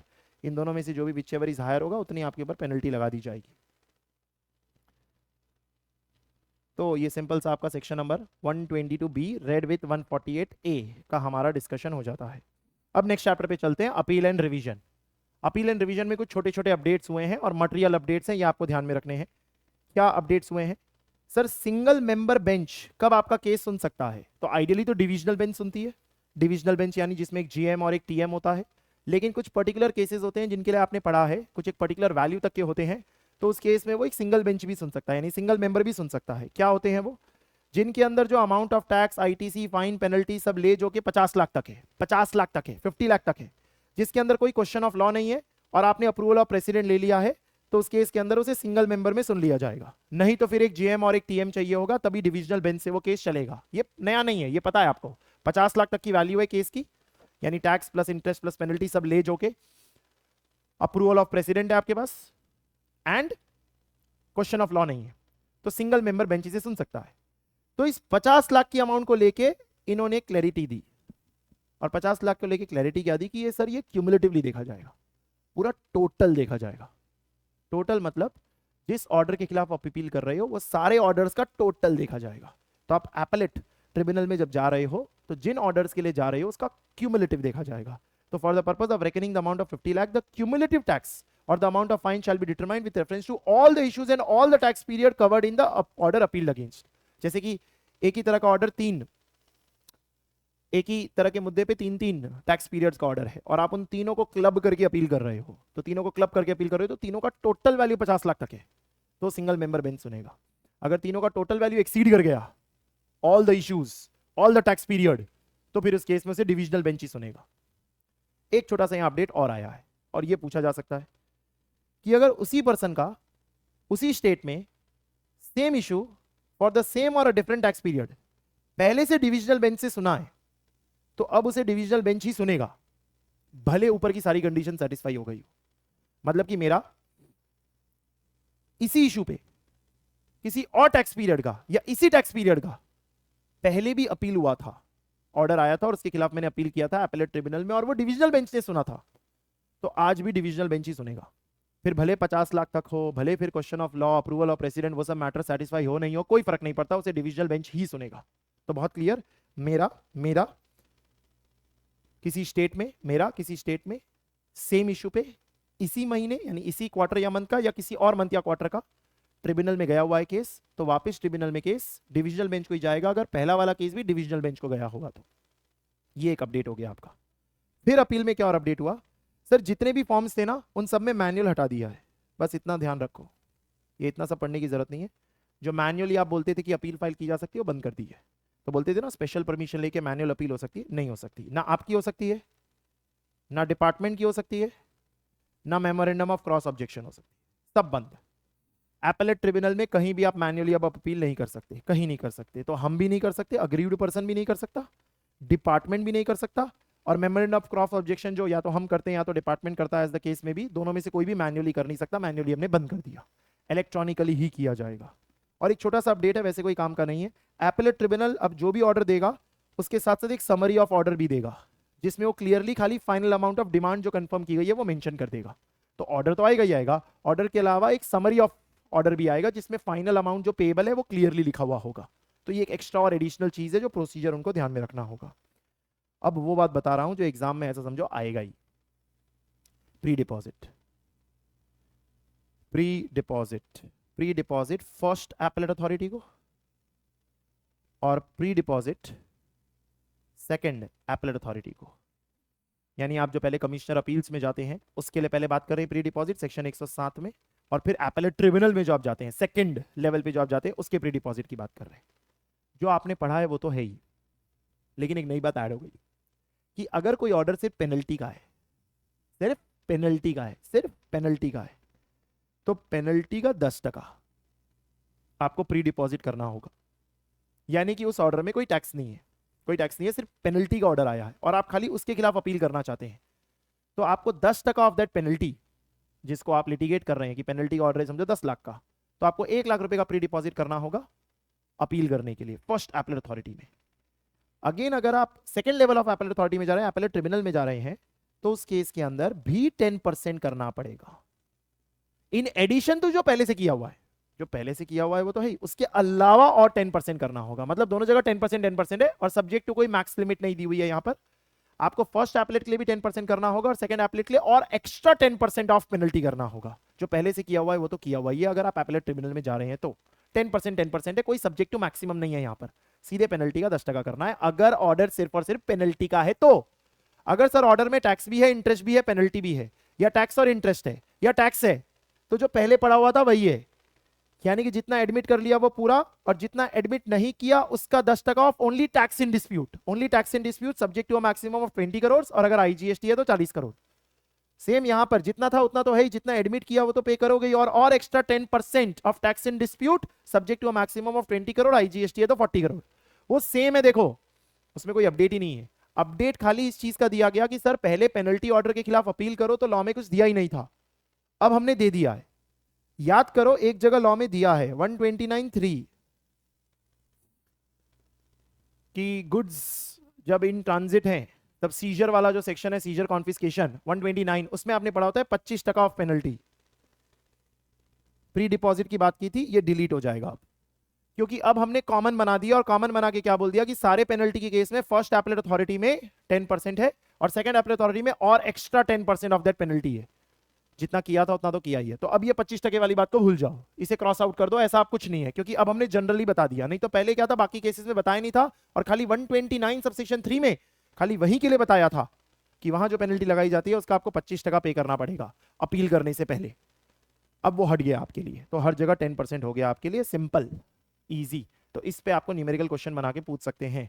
This is appeal and revision, and this is not only appeal and revision, this is where we close all our updates. हम सारे updates यहां पर complete कर लेते हैं, सब close कर लेते हैं। एक छोटा सा अपडेट और है, बट इंस्टीट्यूट ने वो अपने मटेरियल में कहीं डाल नहीं रखा है, देयर बाय हमने कवर नहीं किया। लोकल अथॉरिटी की डेफिनेशन में अपडेट आया है कि लोकल अथॉरिटी की डेफिनेशन को इन्होंने क्लियर किया है थोड़ा और, कि अगर कोई लोकल फंड या म्यूनिसिपल फंड वाली एक्टिविटीज करता है तो ही उसे लोकल अथॉरिटी मानेंगे। तो जो दिल्ली डेवलपमेंट अथॉरिटी हो गई या ऐसी जितनी भी डेवलपमेंटल अथॉरिटीज होती है वो लोकल अथॉरिटीज नहीं है, क्योंकि वो लोकल फंड्स और म्यूनिसिपल फंड्स नहीं होते हैं। लोकल फंड्स और म्यूनिसिपल फंड मतलब वो फंड हो गए जो पंचायत लेवल पे या मेट्रोपॉलिटन एरियाज में किसी ना किसी तरीके का म्यूनिसिपल टैक्स कलेक्ट करता है। तो दिल्ली डेवलपमेंटल अथॉरिटी जैसी अथॉरिटीज कोई टैक्स कलेक्ट नहीं करती है, भले उनका गवर्नमेंटल कंट्रोल होता है। इसीलिए दिल्ली डेवलपमेंट अथॉरिटी जैसी कोई भी अथॉरिटी का अगर आपको कोई सर्विस दिखे तो वो टैक्सेबल होता है और फॉरवर्ड चार्ज में होता है। जबकि अगर कोई लोकल अथॉरिटी होती तो या तो वो टैक्सेबल ही नहीं होता, या फिर अगर वो टैक्सेबल होता तो रिवर्स चार्ज में होता। तो ये बात इन्होंने कहीं अपने मटेरियल में डाली नहीं है, देयर बाय हमने यहाँ पर कवर नहीं की है, क्योंकि इंस्टीट्यूट ने नहीं डाला तो वो पूछा नहीं जाना चाहिए। एक दो बातें और भी ऐसी है जो इन्होंने अपने मटेरियल में नहीं डाली, बट फिर भी हमने कवर कर ली है to be on the safe side, क्योंकि सब कुछ डाला नहीं जाता है आपके सिलेबस में, जितना नोटिफाई किया जाता है हमें वही कवर करना होता है, तो हमने वो सारा कवर कर लिया। ये आपका सारा अपडेट कंप्लीट हो जाता है। क्या क्या बताया मैंने आपको क्विकली एक बार के लिए समराइज कर देता हूं। सर कस्टम्स के अंदर सेक्शन 18 प्रोविजनल असेसमेंट पूरा बताया मैंने आपको विद अपडेशन। सेक्शन 18A नया आया वॉलंटरी रिवीजन, वो पूरा कवर किया। एफटीपी में कोई चेंज नहीं था, खाली रॉड टैप स्कीम को एक्सटेंड कर दिया, इतनी बात थी। फिर जीएसटी के अंदर टैक्स रेट आपकी नॉलेज के लिए बताया कि क्या रेट्स कर दी गई, तो 12 हट गया, 28 हट गया। इंपोर्ट एक्सपोर्ट अंडर जीएसटी यानी कि जो शेड्यूल नंबर 3 है, वहां पर एक नया पॉइंट ऐड हो गया कि एसईजेड या फ्री ट्रेड जो वेयर हाउसिंग जोन होता है, वहां से अगर आप सेल कर रहे हैं बिफोर एक्सपोर्ट्स और clearing to domestic trade area तो उसे सप्लाई नहीं मानेंगे।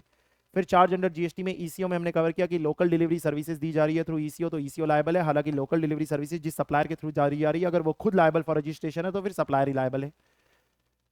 एग्जेम्पशन अंडर जीएसटी के अंदर लोकल डिलीवरी सर्विसेज को क्लियर किया कि ये बाई रोड भी नहीं माना जाएगा और साथ साथ में इसे जीटीए की डेफिनेशन में भी कंसीडर नहीं करेंगे, मतलब ये टैक्सेबल होगा तो या तो ईसीओ भरेगा या तो सप्लायर भरेगा। एग्जेम्पशन में कवर किया लाइफ इंश्योरेंस और health insurance to individual and his family है तो एग्जेम्प्ट है, अगर कोई ग्रुप है तो टैक्सेबल है, चाहे एम्प्लॉयर एम्प्लॉय हो या नॉन एम्प्लॉयर एम्प्लॉय हो, उससे फर्क नहीं पड़ता। जिसमें री इंश्योरेंस भी एग्जेम्प्ट हो जाएगा अगर प्राइमरी इंश्योरेंस एग्जेम्प्ट है तो। टाइम ऑफ सप्लाई में वाउचर वाला सेक्शन डिलीट हो गया, 12(4), 13(4) डिलीट हो गया आपका।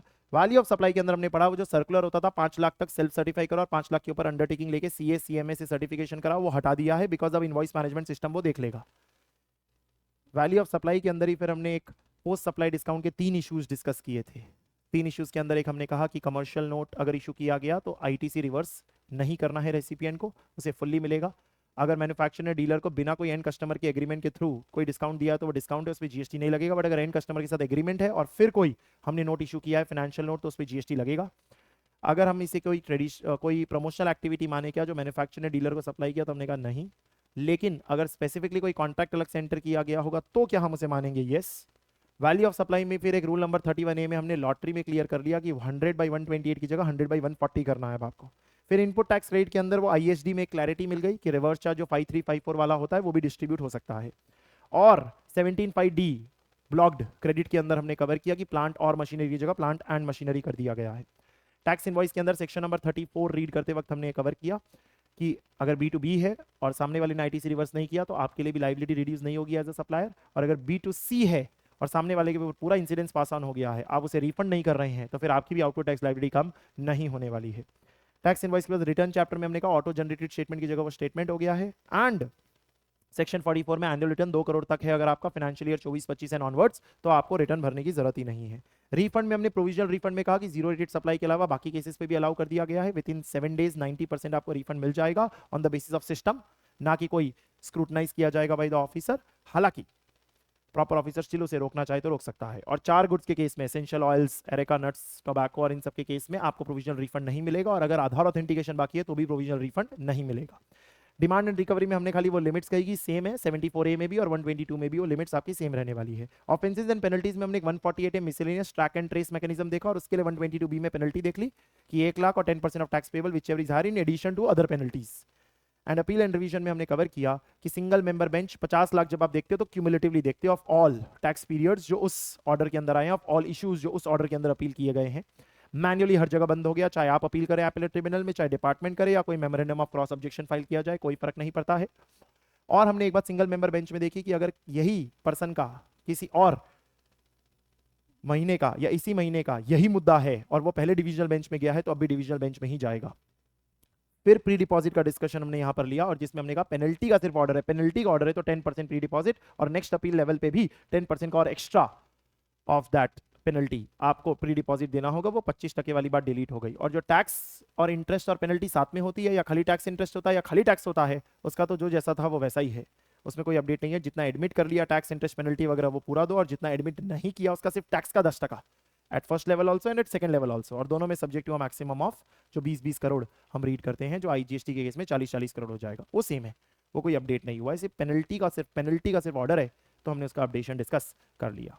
Done, this was our whole coverage. ये सारे पॉइंट्स इनडायरेक्ट टैक्स से कवर हो जाते हैं। होपफुली आपको सारे समझ आ गए होंगे, अच्छे से समझ आ गए होंगे। स्टिल आपको कोई भी डाउट हो तो जरूर कमेंट बॉक्स में डालें, हम एज अर्ली एज पॉसिबल आपको उसे कवर करने की कोशिश करेंगे। नोट्स आपको हमारे टेलीग्राम चैनल पे पूरे के पूरे मिल जाएंगे, आप उसे आराम से डाउनलोड करके प्रिंट कर सकते हैं, क्योंकि इंस्टीट्यूट ने उसे सब अलग अलग जगह बिखेर के दिया है, कुछ बुक में दिया है, कुछ अपडेट में दिया है, तो पता ही नहीं चलता है कि कहाँ क्या अपडेट हुआ है, तो हमने इकट्ठा कर लिया। पुराने अपडेट्स अगर आपने नहीं पढ़े हुए हैं सितंबर 25 के तो वो पढ़ लें, जैन 26 में तो कोई अपडेट था ही नहीं, वो भी पढ़ लें। उसके पीछे के भी मई 25 के भी हमने अपने चैनल पर डाल रखे हैं, आप अलग से उसे भी रेफर कर सकते हैं। जरूर बताएं अगर आपको डायरेक्ट टैक्स के अमेंडमेंट्स या ऐसे और कोई भी तरह के सेशन, चाहे रिवीजन हो किसी चैप्टर के, अगर आपकी इच्छा हो हम हमारे चैनल पे डालें, आपको उससे आपकी पढ़ाई में फायदा होगा तो जरूर बताएं, हम उसे भी डालने की एज अर्ली एज पॉसिबल कोशिश करेंगे। होपफुली आपको सब क्लियर हो गया होगा, कुछ डाउट होगा तो आप पूछ लेंगे। फिर मिलेंगे ऐसे ही सेशंस के साथ। Till then take care, have a nice day.